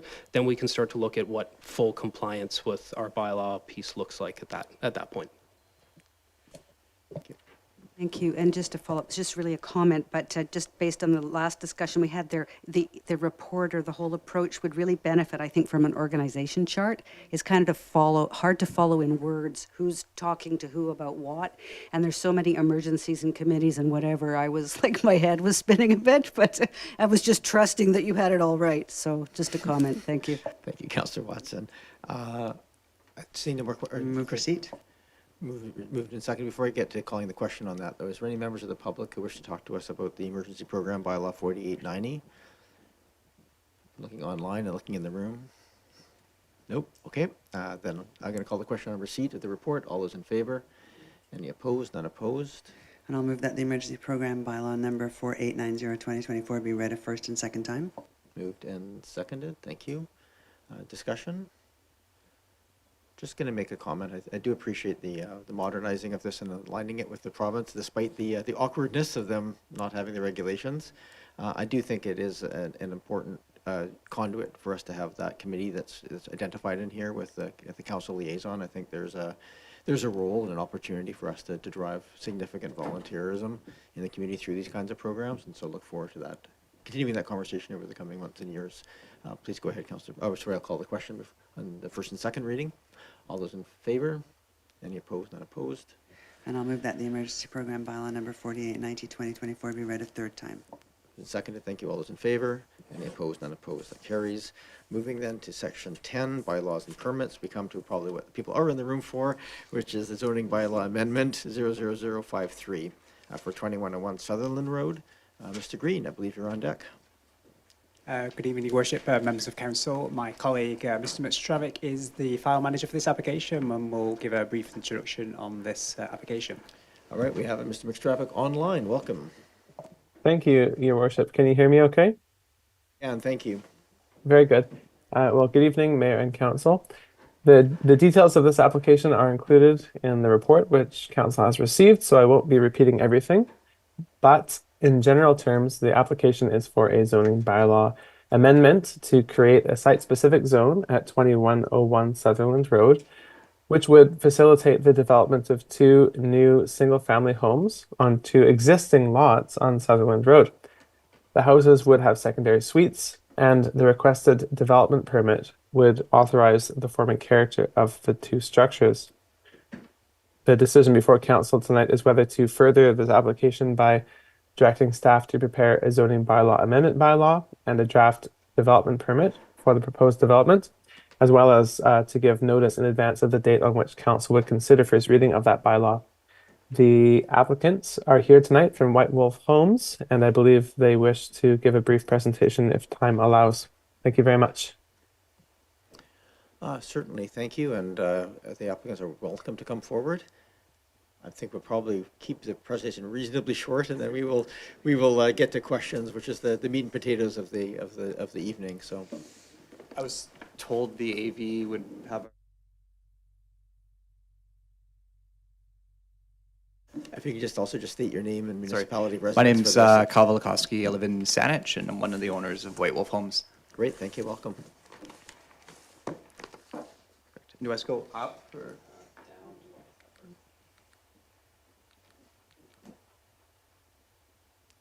Oh, there we go. Okay, I got it now. First off, thank you very much for staying late tonight, guys. I'll try to make this as quick as possible. My name is Kyle Velikowski. I'm one of the owners of White Wolf Homes. We are custom home builders and developers who are community focused and have about 17 people on our team who've been doing more and more projects in the Oak Bay area in the recent years. We're here tonight to talk to you about our proposal at 2101 Sutherland. Currently, there is one single family home that straddles 2 existing lots. The home has ran its course on life and is in such rough shape we weren't even able to rent it out while we go through this process. Our project requires a rezone which is primarily based on the 2 existing lot sizes, not really allowing a buildable footprint under current zoning. We've worked with the Oak Bay Planning Department prior to purchasing these lots on our plan to develop these lots and understand their vision for the property. We also engaged and hired a high-end home designer called Blackline Home Design, sitting beside me tonight, who can answer any questions near the end here. Each home is a traditional craftsman style with overall different aesthetics that complement each other and pay tribute to what one would expect from a typical Oak Bay home, as well as includes small suites above the garages. The homes are designed with low maintenance yards, and one of the homes even includes a primary suite on the main floor. The rezoning is needed to improve our lot coverage. The current zoning doesn't allow for a livable floor plan and would result in a very non-aesthetically pleasing look of a box versus having some dimensions and steps to the exterior. Our proposed coverage is in line with other properties in the neighborhood, as well as satisfies the growing demand for more housing in a more traditional format by maintaining a single-family house appeal with a suite. Our project is on the corner of Falkland and Sutherland and is surrounded by single-family homes. Some are newly constructed, one is undergoing a major renovation, and the others are pre-existing homes with or without updates. Lot 1 is designed with a driveway coming off Sutherland and front door facing Falkland with a veranda-style porch at the front of the property. Lot 2 fronts onto Falkland with a new driveway entrance and front door facing Falkland. If you look at the screen, you'll see a visual of both homes on the lot showing the setbacks from the road frontages as well as the amount of boulevard each property is maintaining. We have designed the homes to maximize privacy for both the entrances and outdoor living areas. To be respectful to the neighbors, we have minimized the amount of windows on the upper floors, as well as we'll be replacing the fence along the property lines. We've also engaged and hired a landscape architect to come up with a landscape plan that complements the property. When it comes time to remove the home, we will also do our usual practice of offering plant salvaging to the community. One of the main concerns I've heard from the neighbors is the trees on the site. Our team has worked with our arborist as well as alongside Dan Fong and Parks at Oak Bay to minimize the tree impact. There's approximately 10 municipal boulevard trees. We're looking to remove 2 of these, one of which is a plum tree. The other 5 trees on site are rather small and some are arguably shrubs. The main issue with the trees is that the second lot was never serviced when the 2 lots were legalized upon the original subdivision. This meant that over approximately 80 years, no second driveway was installed to the second lot and no provision was made for servicing the existing lot. If these provisions were done 80 plus years ago when the original home was built, the tree impact would be a lot more reduced. Even with the 7 trees being removed, we're still meeting our canopy coverage, as well as we are retaining far more municipal trees on the property than the neighboring properties have, which most of those properties adjacent to ours have 0, 1, or 2 municipal trees. Lastly, I've heard feedback on parking. We're not seeking any variances on parking on this project and meet all the required parking requirements. I also read one of the comments about affordability and understand that many of our neighbors would like to see one single family home here. A new single-family home in Oak Bay is typically $3.5 to $5 million. These homes will be well over $1 million below the lowest end of this mark. I realize this is far from affordable, but Oak Bay living does carry a higher end value in real estate. We appreciate that change is hard. However, we strongly believe in this project and are very excited at the opportunity to discuss this with you and hope to bring these incredible homes to the Oak Bay community. Thank you for your time. Thank you very much, Mr. Velikowski. I'm going to go to questions from members of council. Councillor Green. Thanks very much through you, Mayor, for the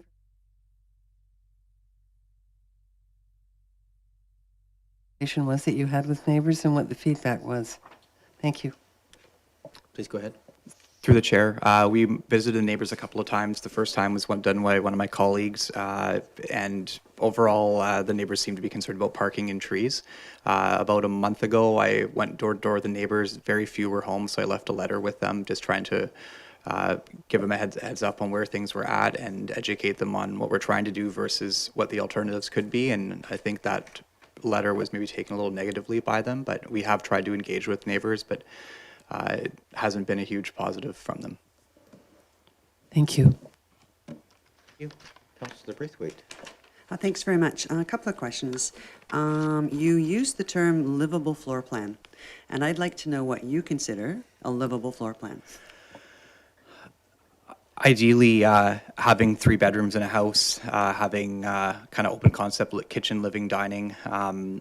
The setbacks under the current zoning is very, very tight, so you would basically be left with a box, whereas with the variances, we're able to get some steps and jogs into the house just to give it some aesthetic appeal and yeah, just more charm, character. Go ahead. Thank you. And then also, I did notice that one of the comments, I think, in the staff report was that the lighting is not to dark sky principles. And I'm wondering if you can speak to that, because I know there's been a lot of comments throughout the community in regards to the houses that are now being built that have all of these lights on the outside of them that are not built to, do not go under the dark sky principles. And what's your rationale behind that and whether that would be changed or not? Through the chair, this is actually the first time I've ever heard that feedback. I don't really follow. You're saying that people are saying new houses are too bright? Is that? Yes, so that when they go out into the street, the lights from the house are so bright that they can't even look up into the sky and see a star or whatever, something like that. So they're not conducive to the dark sky principles that we are trying to build our community around. Through the chair, I'm not sure how to answer that. I mean.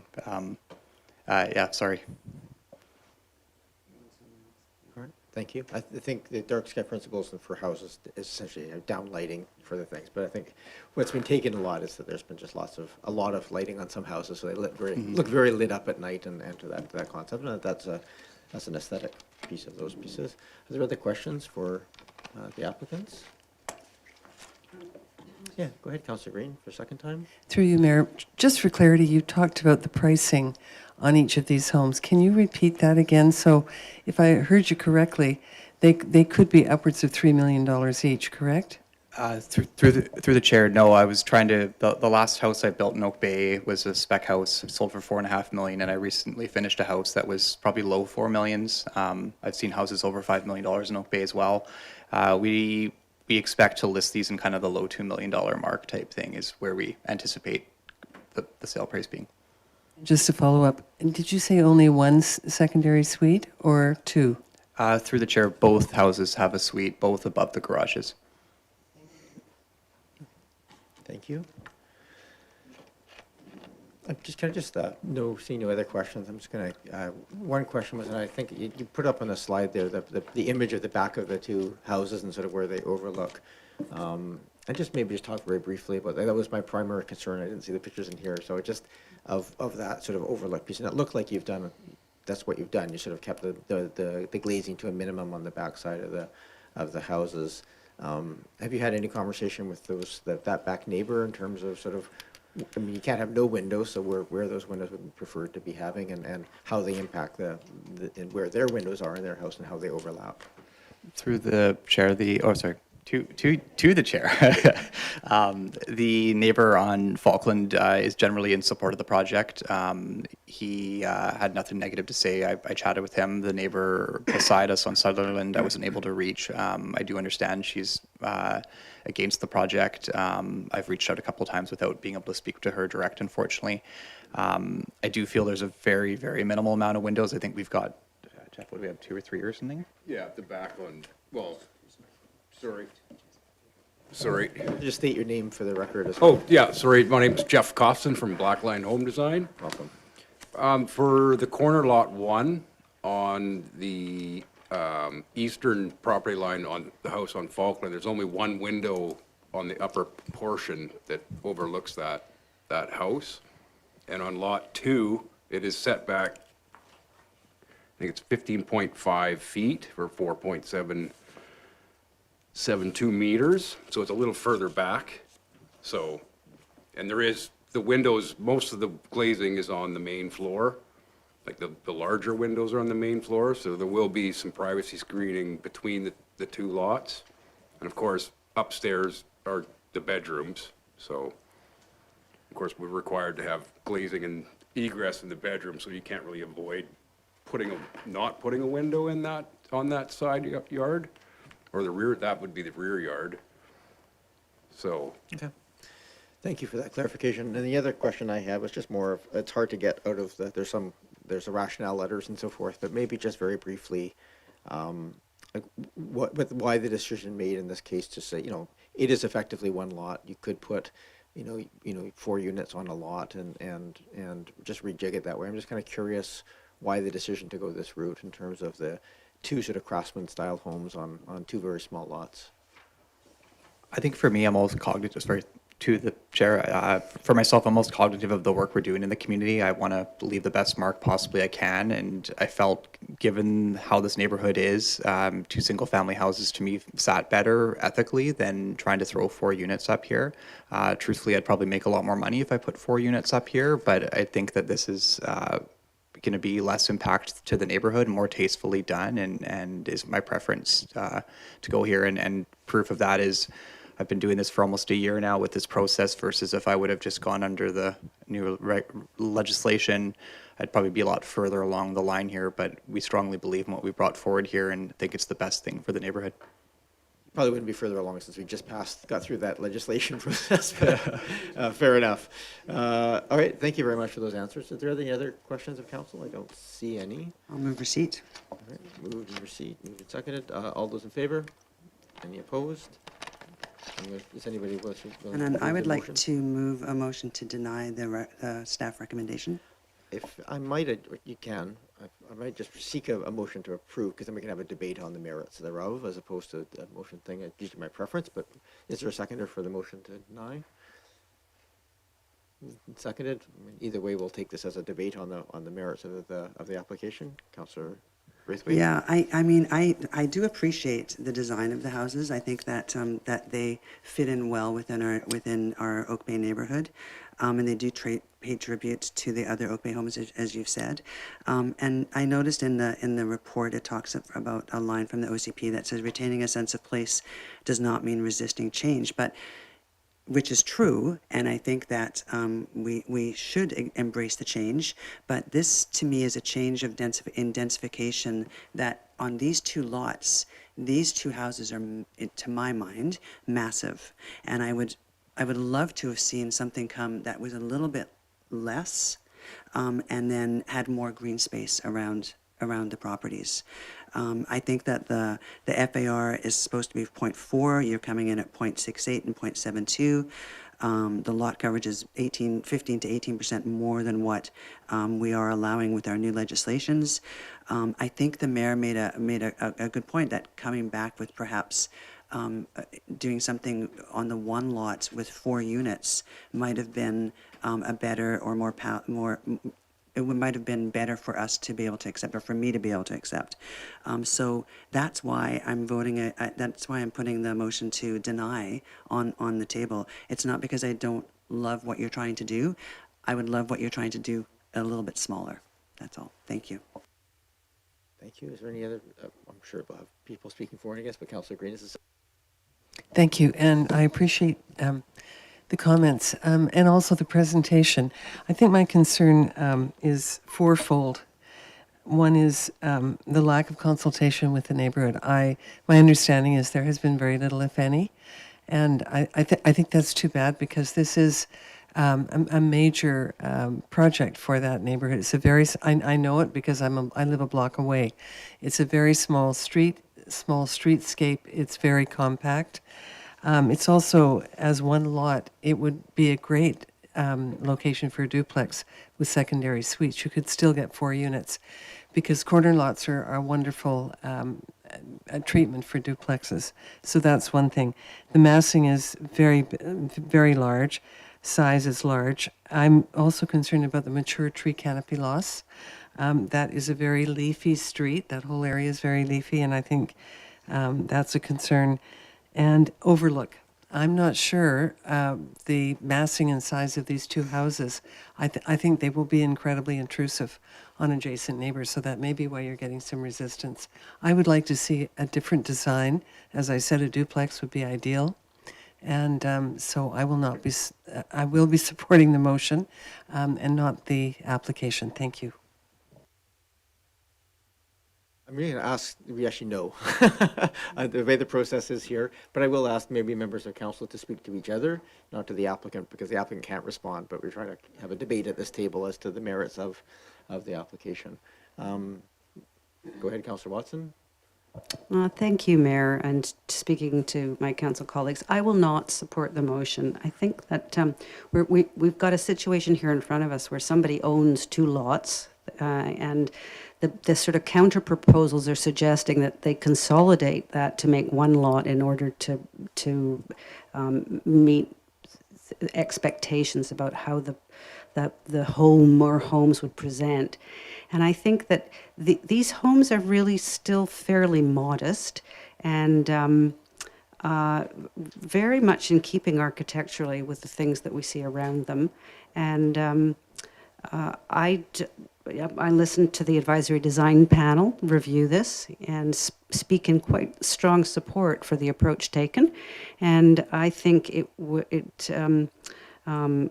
as the applicant has said to us, we're not going to create affordable housing through the private sector in Oak Bay, but we are going to create if we approve this, an opportunity for 4 households to live where currently there's nobody living, and trees need to be removed in order to facilitate that. But then we get others in return, and we're looking at our tree canopy. Our forest is changing all the time. We're aiming for a goal out in, I always get this wrong, is it 2045 that we're trying to get to 35%? So, whatever is replanted may actually get us for this lot to that place sooner than we think. And I just think that we should be encouraging these kinds of proposals. Thank you. Thank you. Any other discussion? Councillor Smart? I think I'll also be speaking against the motion. I do see this as similar to Councillor Watson. These two lots already exist.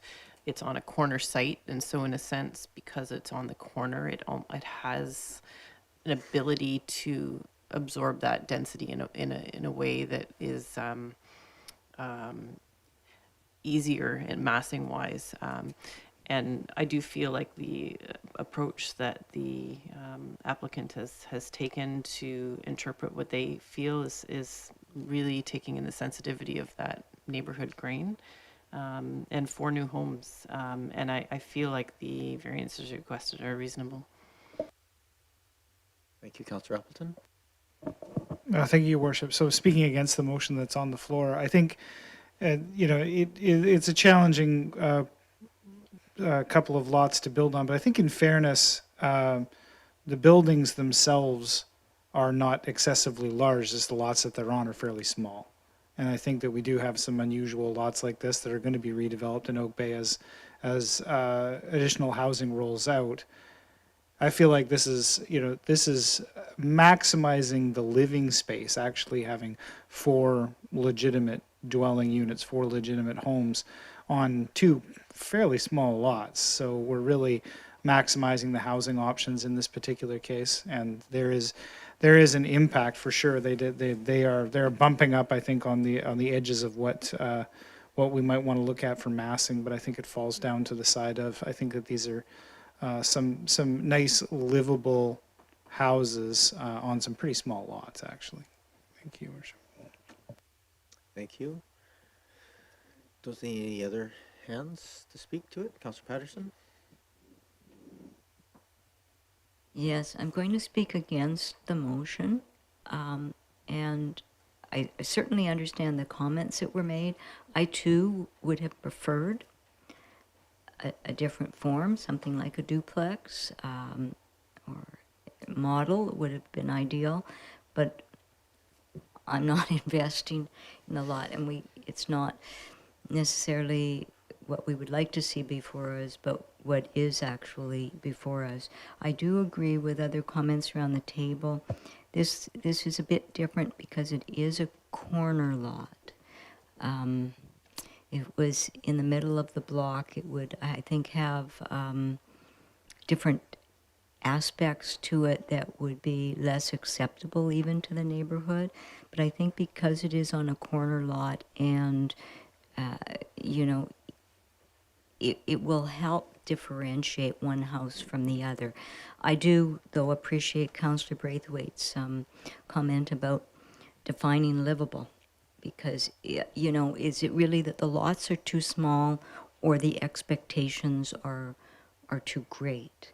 But nevertheless, this is somewhat as to what the expectations are, and I know that there are much larger homes, including those built by White Wolf around the district of Oak Bay. The lot as it sits today is of no benefit to anyone in the community, and so with what is before us, it will perhaps not check all the boxes that I would like. It will provide 2 housing units and potentially more. I mean, we don't have any guarantee, and we're not going to be going around and checking to see that all the suites are actually used as secondary suites, but I think the opportunity is there, so I won't support the motion before us. Thank you. This is why I like the motions to be in favor, because voting against things in favor or something is very, speaking, it's a bit confused. Okay, so I'm going to speak against the motion and in favor of the application. I do appreciate the thoughts and the comments being raised around here. Very briefly, I mean, really looking at the 2 lots, if it was developed as a single lot, there would be less overlook into the backyard of lot 2, because that's really where you would have the green space on the Sutherland address. What I'm weighing against that is, you know, the relative value that's here, and I do value thoughtful design. I think the articulated face of it, the nature of nestling in there. These are still 2,400 to 2,600 square foot homes. Are not massive, so they will look biggish, but they're not gonna. No one's gonna sit there thinking that they're monster houses or something on these lots. So my primary concern on these is, like, what is the overlook impact of these onto the neighbors, because that is in a corner lot, sort of often the case in these set of pieces. So on the balance of that, I think that I actually personally, I think I like the 2 separate homes. I think that does meet a lot of the expectations of what people want, and it might seem a minor thing, but that gap, which is quite substantial between the 2 houses, especially at the second story, will allow for glimpses of a lot of green and light coming through there that with a single larger massed building you wouldn't get. So there's pros and cons to whatever we look at. We're here today adjudicating the merits of this particular application, and I'm reasonably comfortable in the balance of things that it meets the certainly from my perspective, that the balance of good outweighs the bad on this ones, and I'm fairly happy to support the application, but not the motion. Yeah, that's clear. So the motion on the floor is to deny the application.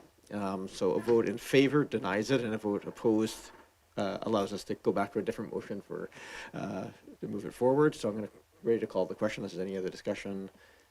All those in favor? And then those opposed? Councillor Patterson, Smart, Murdoch, Appleton, and Watson opposed. That motion is defeated. So I think we need a reverse motion, which is to move this forward. I wouldn't mind reading. I guess I know you can just move the staff recommendation, because it's requesting staff draft a zoning bylaw, so we're not doing the final approvals here today. I can move that motion in its entirety, Your Worship. Thank you. Is there a seconder? Thank you. We've had a lot of debate on this. Now a motion in favor is a motion in favor. All those in favor? And those opposed? Councillor Green and Braithwaite opposed. That carries, so that'll come back to us as a zoning. Thank you very much for your time. Moving to 10.2, we have a development permit with variance 00054 at Harrow Road, soil management site. Mr. Green, we have Mr. Rennick online as well to answer questions, but go ahead, Mr. Green. Yes, Your Worship, this is an application that came before Council on November the 12th. At that meeting, Council referred this application to the Advisory Planning Commission. The Advisory Planning Commission then reviewed the application on November the 19th, and the Commission supported the application. And so the application is now back before Council for a decision whether to approve the development permit with the variances. Happy to answer any questions. And again, the applicant is our Department of Engineering and Public Works, so Steve Rennick is online to answer any questions that Council may have. Thank you very much. I might go, is there anything else? Councillor Patterson, you're liaison, I think, for the Advisory Planning Commission, correct? Any sort of subtleties you want to add to the discussion that happened there? Yes, I think generally there was a lot of concern expressed about environmental oversight, and how we ended up here. So the good questions, and I appreciate them all. But I think that one member of the commission didn't support it based on the fact that they think that the district is not being proactive enough in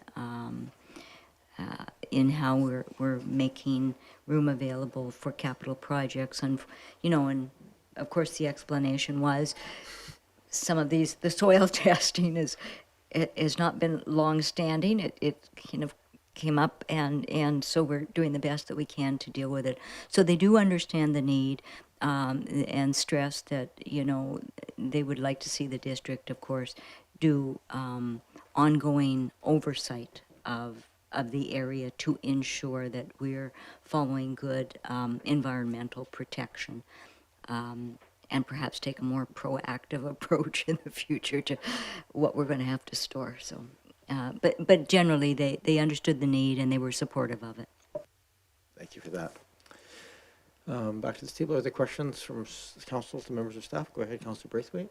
Thanks. I guess my question is, if we didn't do this here, where in the municipality would we be able to do it? I guess there's a question for Mr. Rennick. Yes, Mr. Rennick? Yeah. Thank you, Your Worship. Is my audio level okay? It is, yes. Through the mayor, there are not a lot of places where soil could be stockpiled other than Harrow Road.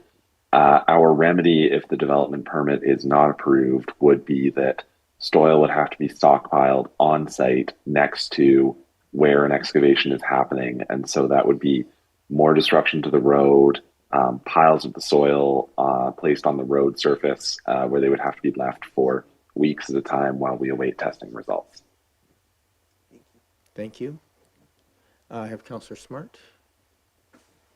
Thank you. Through you, Mayor, to Mr. Rennick, I just wanted to be refreshed as to the engagement with the University of Victoria being the immediate neighbor. Has that engagement process happened already, or would that happen as a next step if we approve this today? Or what were their comments from you, Vic? Thank you. Sure, thank you. I might go to both the building and planning staff as well as the applicant, because I think they probably have slightly different processes attached to this. But go ahead, Mr. Green. Through Your Worship, this is a development permit with variances. There is no notification process in the legislation associated with development permit with variances, nor is there any notification process in the district's development application procedures bylaw. And so I believe that given that part of the proposal, a pathway is on UVic lands, I believe that Mr. Rennick has been and Mr. Robertson have been engaging UVic on this proposal. Sure, thank you. So over to you, Mr. Rennick. Perhaps you can just talk to the what the communication has been with the university to date. Yes, through the mayor, the engineering department had several meetings with members of UVic's campus planning group earlier in the spring, where we made them aware of what we were being proposed, where we discussed the portion of trail on UVic property. There were some concerns that UVic raised. For example, they wanted there to be more clear signage identifying that this was an Oak Bay site and not a UVic site, with which we were happy to oblige. The draft agreement for the pathway has been with UVic, and we are awaiting their comment and their feedback on that draft agreement. You, Councillor Smart, anything else? Thank you. I suppose just if there's any comments from our council liaison to you, Vic, I don't know if it comes up at any of that discussion at that level, or if...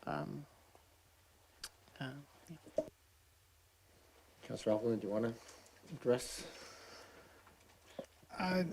Thank you, Your Worship. I was just I think that it was fair to say that UVic, in my role as liaison, UVic did approach me to ask questions about elements of process, procedure, those types of things, and had a number of technical questions that would best be addressed by staff. So I passed those along to staff, and staff has provided a response to VUVIC. I don't want to speak for staff, on behalf of staff, and I would encourage staff to jump in on that one. But certainly, I did field a question from the university with respect to the development variance in specific, and passed their questions along to staff for their response. That, and I do believe staff has responded through that process as well. Councillor Smart? Other questions? No, I have no other. Go ahead, Councillor Grady. No, it was a comment, so I'll wait. Okay. Don't see other questions. I guess the broad question here is, this is being implemented to store salty soil in a place that, well, testing is underway. Mr. Rennick, I guess the big question I think for us as a governance level is, are we assured in the design and the operational plan for the site that this is not going to have an negative environmental impact, particularly on the Mystic Creek, Mystic Vale, Hobbs Creek, Mystic Vale ecosystem.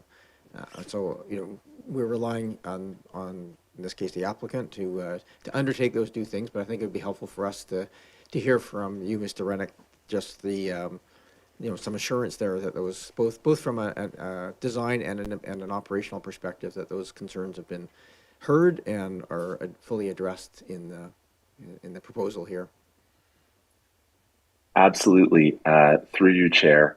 The guidelines of the natural environment development permit areas are to ensure that development is undertaken in accordance with a design from a qualified environmental professional. The district has engaged a suitably qualified environmental professional. That report was included in the materials before you.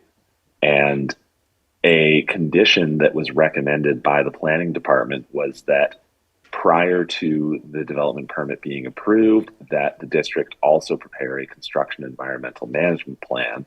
And that was a condition that we felt was very reasonable and one that we will be happy to comply with.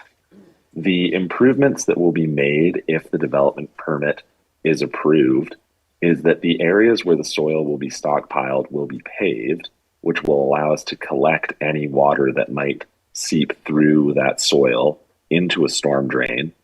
That storm drain will then flow through a filter device called a jellyfish, which will ensure that that sediment is filtered out and that only clean water without sediment in it is ultimately discharged into Hobbs Creek. Thank you for that clarification, Mr. Rennick. Don't see other questions. Go ahead, Councillor Green. I think we can have a motion to receive, and then so moved and seconded. All those in favor? Any opposed? And then perhaps we can get the motion on the floor here for discussion and comment. Someone here willing to move? I'll move the staff recommendation. So maybe just read it out, because this is an approval of a development permit. I'll move that council approve development permit DP 000054 with variances to the zoning bylaw in order to allow the upgrading and expansion of the Harrow Road right-of-way for the management of soil and storage of construction materials by the District of Oak Bay. Seconded. Thank you. Go ahead, Councillor Green. Thanks very much, and thank you, Mr. Rennick, through you, for answering all the questions. I will support the motion. I have an overriding concern about the environmental aspects of this location. Mystic Vale runs through some significant neighborhood areas down to Cadbury Bay Road.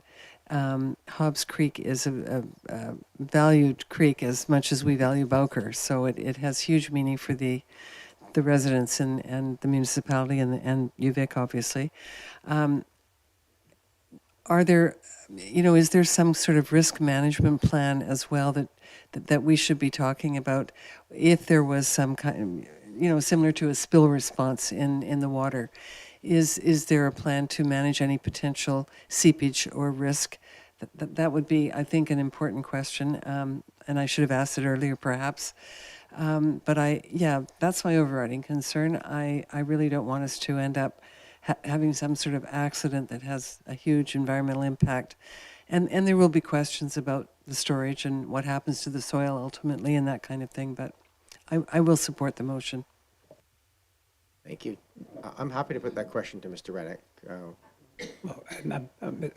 Your Worship, I'm happy to answer that question as well. Go In ahead, terms Mr. of, where, from staff's perspective, we as long as the conditions attached to the DP, particularly the pre-issuance condition that we've attached to this permit, that requires a construction environmental management plan that will need to look at how ensure that erosion sediment control is adhered to within the detailed design. Once they get to that more detailed design work, then we're satisfied that those issues should be, that risk should be minimised as much as possible through the detailed design and through that environmental management plan. Thanks, Mr. Green. Thank you, Councillor Smart. Thank you. If it's okay to follow up the line of questioning through you, Mayor, I just wanted that environmental construction management plan, my understanding of that was that's really for the process of construction, but it's not necessarily an ongoing like environmental oversight at like once a year or like I'm wondering if you could confirm if that plan is really just a construction phase and if council would need to put forward a motion if we wanted ongoing environmental oversight. Sure. Over to Mr. Rennick. Yes, through the chair.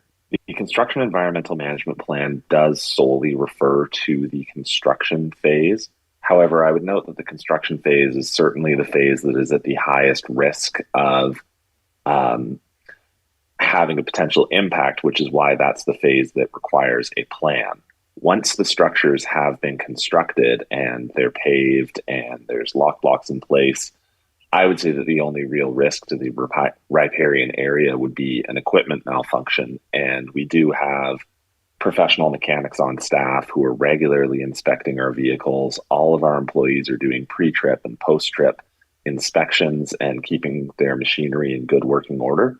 So I don't see there being a very much risk at all under normal operations. I hope that answers the question. Thank you. Councillor Smart. Okay. Councillor Patterson. Yes, thank you, Mayor. Just the question that keeps running through my mind is, have we really future-proofed for our needs? Once the the expenditure is done to set up this site, and we have all expressed concerns about the location of the site, although understanding it, we don't have a lot of options. Is this something that staff will continue to monitor for the community so that if there was alternative options in the future that might allow this site to be released, would that be a consideration that staff might bring forward in the future? And also, is the capacity of the site that we're building sufficient to meet our needs today and tomorrow? Like, what kind of capacity is future-proofed into this proposal? Mr. Rennick.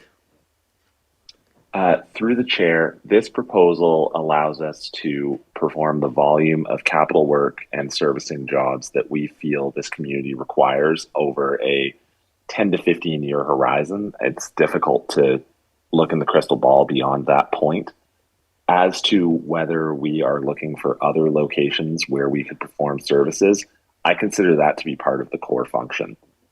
Ultimately, we're always looking at space planning. This body earlier tonight approved the committee of the whole recommendations regarding changing some services at the Public Works facility on Elgin Road, because that's another area that where space is a challenge. So it's certainly something that we're always looking into. I wouldn't want to give the impression that what's being proposed at Harrow Road is in any way permanent. These are lock blocks and cloth roofs that could easily be removed and the lock blocks used elsewhere in a future scenario. Thank you. Go ahead, Councillor Appleton. Well, thank you, Your Worship, and through you to staff. I'm just wondering what the conversation has been had with the Parks Department with respect to ongoing management of hemlock on the site, and whether or not this is going to present sort of like the definitive solution for getting on top of the hemlock, and what provisions are in place to make sure that hemlock doesn't migrate off the site. Mr. Green, is that probably more a question for you? Well, we're doing with that Parks Department here, really, in terms of that answer to that question. Obviously, the application was referred to the Parks Department. We didn't really receive any further comments on the application from the Parks Department. Obviously, the QEP, the RP Bio, mentions how that particularly poison hemlock should be managed on site. And again, some of that will need to be looked at as part of the construction environmental management plan, as how the invasives would be managed during construction. Not sure if Mr. Rennick has anything to add further. Mr. Rennick? Thank you, through the chair. Yes, the poison hemlock is certainly difficult to manage. We have been following the QEP recommendations as far as pushing it all away and covering it under a blanket of gravel so that it can't see the sun. But certainly we will have to be monitoring it. Like all invasive species, you really have to stay on top of it. But through regular use of the site, certainly something that we can discuss with the Parks Department about what are best management practices. Thank you. Councillor Appleton? That's good. We have a motion on the floor right now. I'm happy to call the question at this point, unless there's any other discussion. All right, all those in favor? Any opposed? None opposed. That carries. Good luck with the project, Mr. Rennick. And thank you to all the members of council for asking all the tough questions there. Thank you, Your Worship. Moving on to 10.3. I'll move that the water rate amendment bylaw number 4887 2024 be adopted. Moved and seconded. We don't usually debate on adoption, but I always allow the opportunity if people need to or want to. Not seeing any. All those in favor? Any opposed? Not opposed. And I'll move that the sewer user charge bylaw number 4392 amendment bylaw number 4888 2024 be adopted. Moved and seconded. Thank you. Same opportunity. All those in favor? Any opposed? Not opposed. And I'll move that the refuse collection and disposal amendment bylaw number 4889 2024 be adopted. Moved and seconded. Any discussion? All those in favor? Any opposed? Not opposed. That concludes our regular business. We have to go to the one that was referred to we had amended the agenda to move 7.4, the enhancements to the grant and aid application form and approval process, to deal with now before we adjourn. So with that, I don't know. Oh, you are still here. Super bonus points for that. Okay. So people going back on the agenda, it is 7.4. And Ms. LaChance, welcome back. So we didn't give you an opportunity to provide an overview last time. You're welcome to if you wish, but we also have a report in front of us. So perhaps just touch on a few highlights.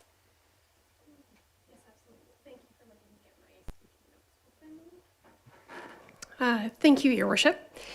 I just wanted to be able to provide a brief introduction. Excuse me. As directed by Council, this report provides options to incorporate additional information in the application. We would then, of course, at Council's direction, amend the process and also include communication out to those applicants so that they would be able to participate in the next process coming up. Staff have performed, as the report outlines, a comparator organization scan. Pleased to report that we are fairly aligned with organizations of our size, but in particular for Council's direction and the amendments that Council's seeking, did look for some of those that are leading and including criteria within their applications of this nature, and so did provide an example of that in the report. I'm happy to take any questions. I'll keep it short. Thank you very much. Any other Excuse me. questions for, I appreciate this is a bit of a council-led request, so not so much, but perhaps staff can answer questions. Go ahead, Councillor Braithwaite. Thanks very much. Thank you very much for the report. I'm wondering if this could be handled with something pretty simple, and that would be adding a box above where it says where you put in the budget, and just adding a box that says optional. If you can please add information showing how your application demonstrates alignment with all of those things, and then have a little bit of space for people to be able to add that in, if that might kind of tick the boxes that we're looking for.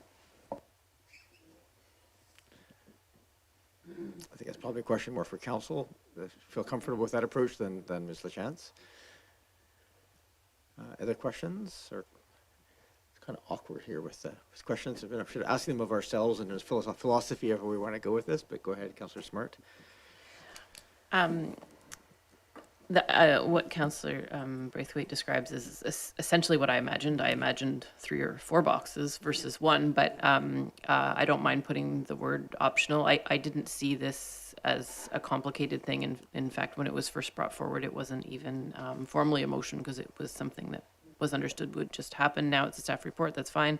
I feel like it's quite simple, and I believe option 1 is that simple process in which they would just add these things to the form. That was my understanding, is that option 1 would be almost what Councillor Braithwaite is describing. Adding a few words on a form, it just gives us some more information. Some people might not put it down, some people might put it down. Yeah. Watson? I'd just like to make some comments about, now that this has come back to us formally, I'm kind of paying attention to it formally. One thing is that looking at the whole list, I think saying demonstrate alignment with at least one of council's strategic priorities, because we have 6 of them, right? So to expect that a small grant applicant would be trying to figure that out, I think that is a make work project.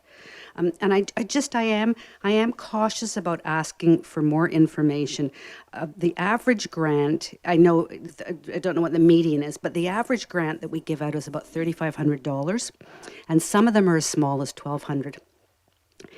And it's a lot of work and effort already to bring a proposal forward.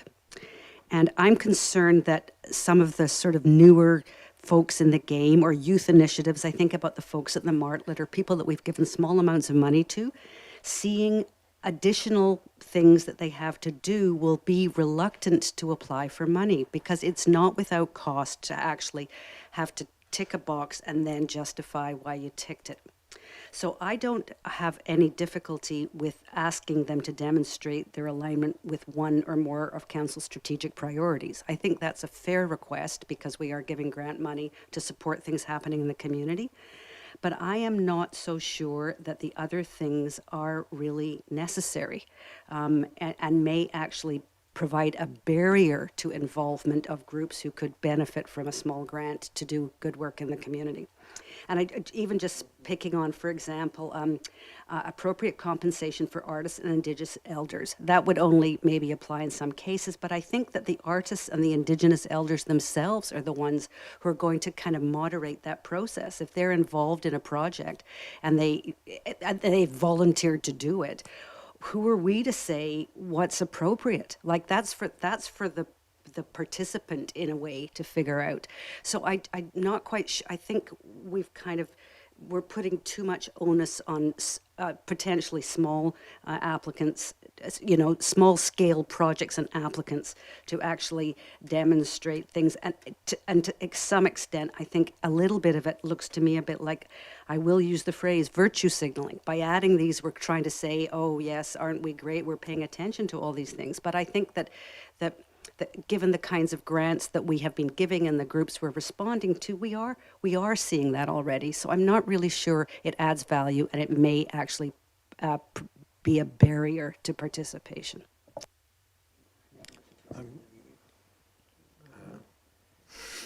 Yeah, you can make a motion to extend the meeting. I'll move that we extend the meeting till 11:15. Is there a seconder?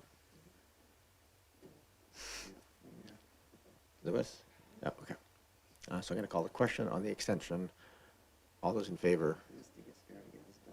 Any, okay, not opposed? So let's go quick. Okay, any other general discussion? Go ahead, Councillor Patterson. Yes, thank you, Mayor. And I agree with Councillor Watson's statement. I think really, the amount of effort that the organizations have to put into these applications are really relative to the amount of the grant, because some of them are very small organizations. They don't have a lot of staff. Some of them, it's all volunteer staff to write these things. So I think whether we appreciate it or not, the work does fall to members of this council to look at them and read what their aspirations are and what the ask is, and ascertain whether it fits with the benefits of the community or not. I don't think we can ask them to philosophize and write all of that into it. I think we do have to keep it quite simple. Thank you. Other comments or discussion before I get to motions? Before I go back for second time speakers, I'm going to add my thoughts on this. When I read through this, I sort of had the same feeling. I'm thinking, well, if I'm the executive director of the women's, crisis line, and I'm looking for, I think, am I really going to want to spend my time researching what the council priorities are to add it to it? Like it feels, I get why we really sort of want these things. I think we can do this very, very simply, which is probably one box, maybe not to have everything in it, but just, you could just ask, because a lot of these were not applicable, like where it's applicable, just explain how your activity or your event is made accessible and welcoming for different backgrounds and abilities. Like that pretty much covers everything that you sort of need for most things. And then I think a checkbox, though, I think to say, that you would provide appropriate compensation for artists and Indigenous hosts, and leave it to them as to what's appropriate, because that's sort of, that might raise some awareness that those are sort of expectations in the community. But I'm kind of, depending on where we're at this table, we may want to go away and come back with a more resolved motion that kind of lays out what it is we want. But I also appreciate the timeline requirements that we have to kind of add things. That's kind of where going through it, I came up with. And I had Councillor Smart for the second time. I think you've spoken already, Councillor Green, on this. Have you? No, you haven't, Councillor Green. Thank you. Just quickly, I really appreciate why we would want to cover off these things, but I think it's probably implicit in our own deliberation. We probably consider some of these things ourselves. You could make it as simple as, is there anything further you'd like to share with us about the work you do or about your application? I think it can be that simple, actually. So allow a box for additional comments. Councillor Appleton. Thank you, Your Worship. Yeah, I think I somewhat disagree with the general opinion here. We are dispersing Oak Bay taxpayer dollars, and we are getting an increasing amount of demands, and this is not Oak Bay's fault, and it's just an external driver, but we have lots of organizations that are coming to Oak Bay to ask for funds because funds are being reduced elsewhere. So we're getting a lot of nonprofit organizations and community service organizations who are just looking to explore any potential opportunity that they can find. So we're seeing, in the time that I've been on council, I've seen some strong mismatches, and council has had to spend some time evaluating, and it's difficult to resolve that mismatch, to respond to those organizations, which may have an eminently important mission to accomplish, does not align with what Oak Bay is out to do. We're looking to support community organizations. So I take the view that in an environment where we're likely to see an increasing number of applicants with potentially fairly diverse and not particularly strong alignment with what Oak Bay seeks to do with their community grants, that we need to be able to provide some degree of upfront requirement to those applicants to say, this is something we need to see from a governance perspective, that you're meeting the goals and objectives of council, that it's not just merely a supportable cause or a favorable cause, but something that aligns with Oak Bay in keeping with that. So I don't see it as a criticism of anybody who might come to seek a grant from us, but I think it's going to get increasingly more difficult for us to resolve some of these applicants that have that may not align with ours. So I think this is very much the time to put in a standard that says you must align with the objectives of the district, because we're going to have lots of applicants. So. I'm going to go to Councillor Smart first and then Councillor Braithwaite. No, thank you. I'll be brief. It's twofold the reason I brought this forward. One is because I do a lot of grant work, and projects are built when grants are written. And we have the power at this council table to encourage change, to make sure that people actually consider when they put out their project. Is it inclusive? Is it diverse? Is it accessible? So we have the power at this table to make projects better. The other reason I brought it forward is give credit where credit is due. Like, if we're looking at, we've been lucky maybe to be able to fund most of the projects we want, but I'd like to know if certain organizations are bringing comparable projects to the table, and one actually is, considering accessibility more. So those are the two reasons. I'm fine making this super simple, one box, putting the word optional, whatever you want. I just think we deserve it to our taxpayers to do one step better and just gather some of this information if people are willing to provide it. Thank you, Councillor Smart. Councillor Braithwaite? Yeah, I was actually just on what Councillor Appleton was talking about. So you would like us to definitely keep in the please demonstrate alignment with one or more of council strategic priorities. Would that be something that, would that be acceptable to have something like that in there? Potentially, can we potentially move forward to motions, Your Worship? Well, Councillor Braithwaite has the floor at the moment. She asked a question, so. I think that's eminently reasonable. So I'm going to try and float this. I would like to, well, first I'll move receipt. Second, all those in favor? Any opposed? None opposed.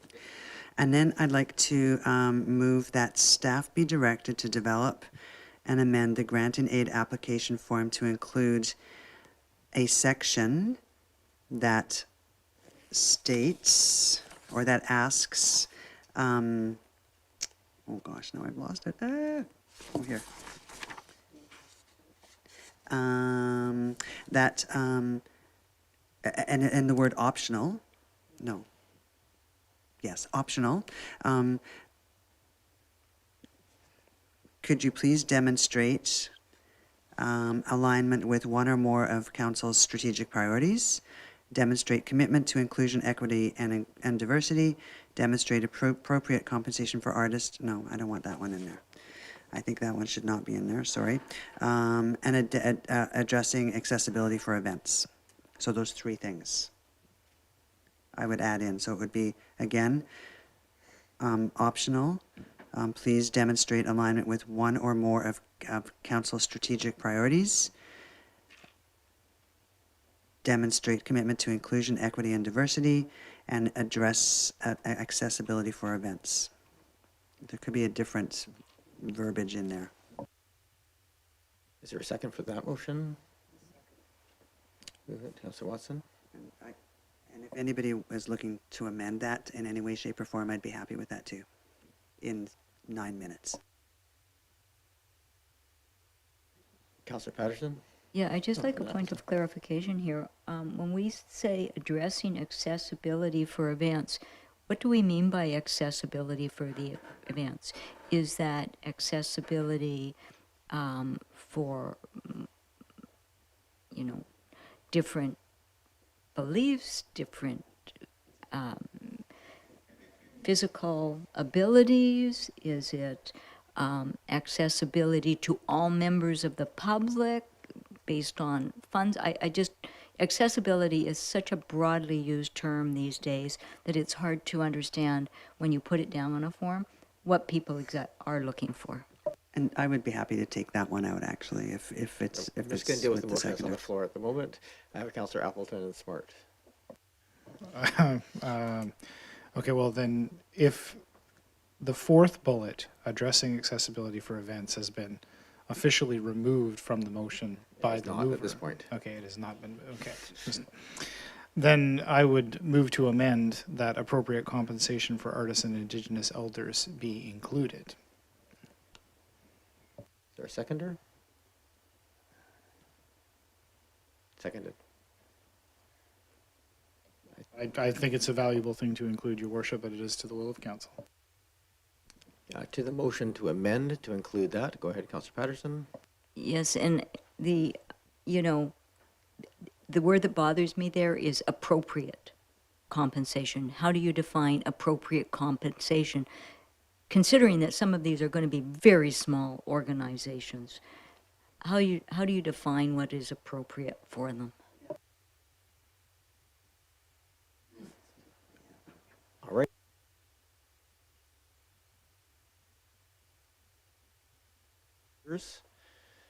Moved and seconded. Go ahead, Councillor Smart, speaking to the amendment motion. Yes, I was just going to potentially amend the amended motion by striking the word appropriate, just to try to get us all on the same page. Motion to amend the amendment is in order. If there's someone who wishes to second that, moved and seconded to strike the word appropriate. Okay. Any other discussion on that? Councillor Watson? Just, if somebody's submitting an application, they have to give us a budget. And so if there is compensation they can afford, or if there's in-kind contributions, they'll tell us that. I just don't personally think this is necessary. We have a motion right now to amend to include it. So speaking to the amendment, go ahead, Councillor Green, and then Braithwaite. Yeah, I agree with my other colleagues. It feels condescending to me. It really does. We've singled out Indigenous people and elders for compensation. I mean, there might be others. I think we're safer just taking it out, and I agree with Councillor Watson.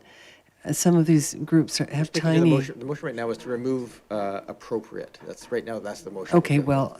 So okay, whether or not thanks. I just want to keep the conversation on the motion, which is whether or not to remove the word appropriate, not to the main motion part of that amendment.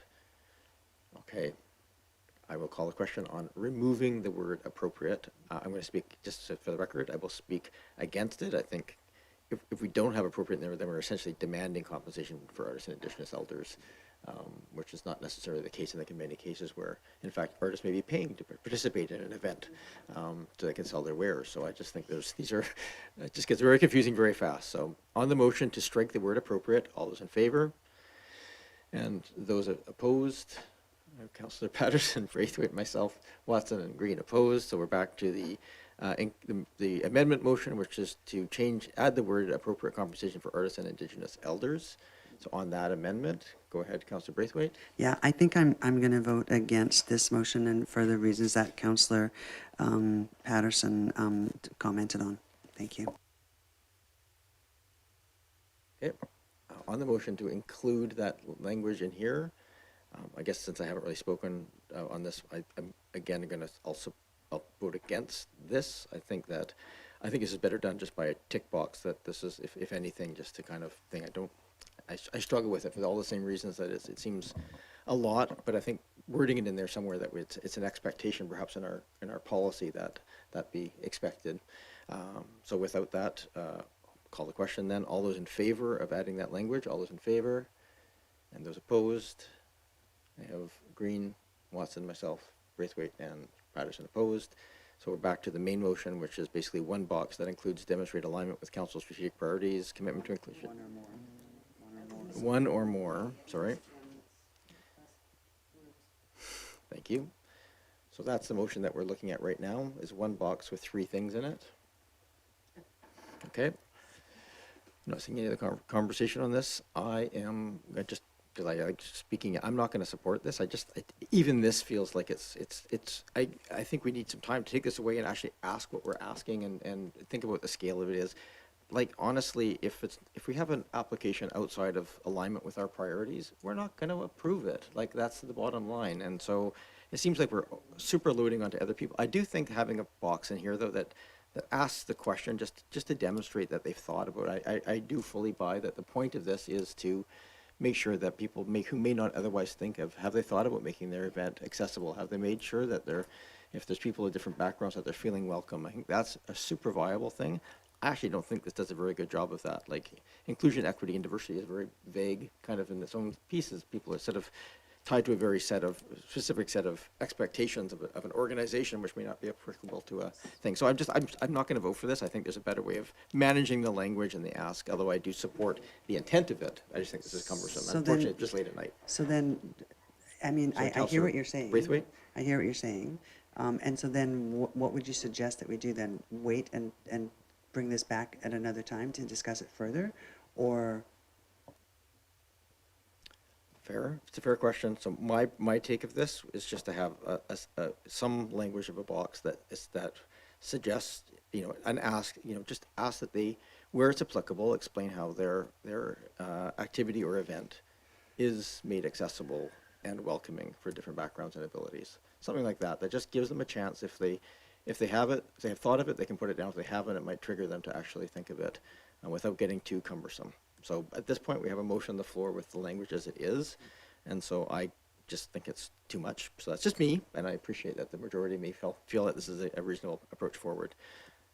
Happy to take any other discussion on the motion, Councillor. Just for clarity, could you read the motion again, please? I believe the motion is Staff be directed to develop optional. and amend. Please demonstrate alignment with one or more of Council's strategic priorities. Please demonstrate commitment to inclusion, equity, and diversity, and please demonstrate addressing accessibility for events. But it does have the word optional ahead of it. There we go. That's the motion on the floor. So this is the language we have. If it fails, another motion can come, but we may have to deal with it another date with some thought. All those in favor of the language as laid out? And those opposed? I have Green, Watson, Patterson, myself opposed, so that language as it stood fails. I might suggest we refer this to another meeting because I think it may take some time for people to go away and come up with a wording. We do have a meeting next week, which is very limited in its open portion of it, but Councillor Smart, did you wish to try something?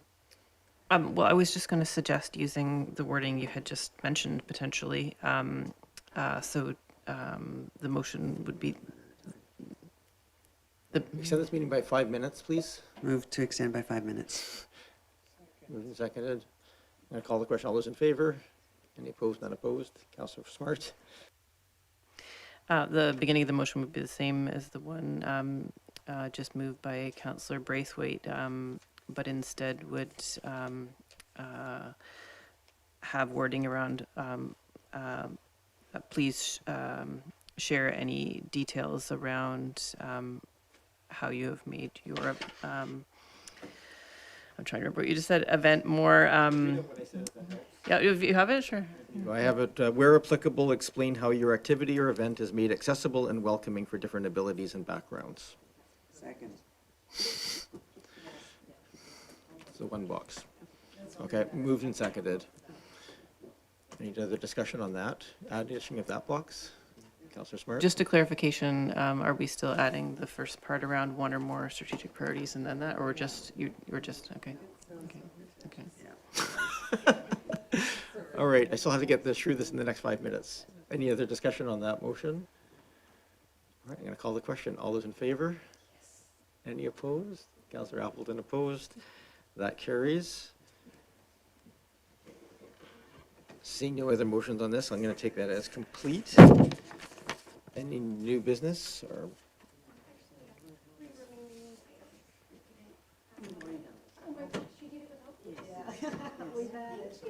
Yeah. I'll make a motion to adjourn. Please make a motion to adjourn. We are adjourning to it in camera. As it was done, we're actually returning to, we had to suspend the in camera to come back into the open meeting. So we'll just return to that in camera, hopefully very briefly. Thank you, Ms. LaChance.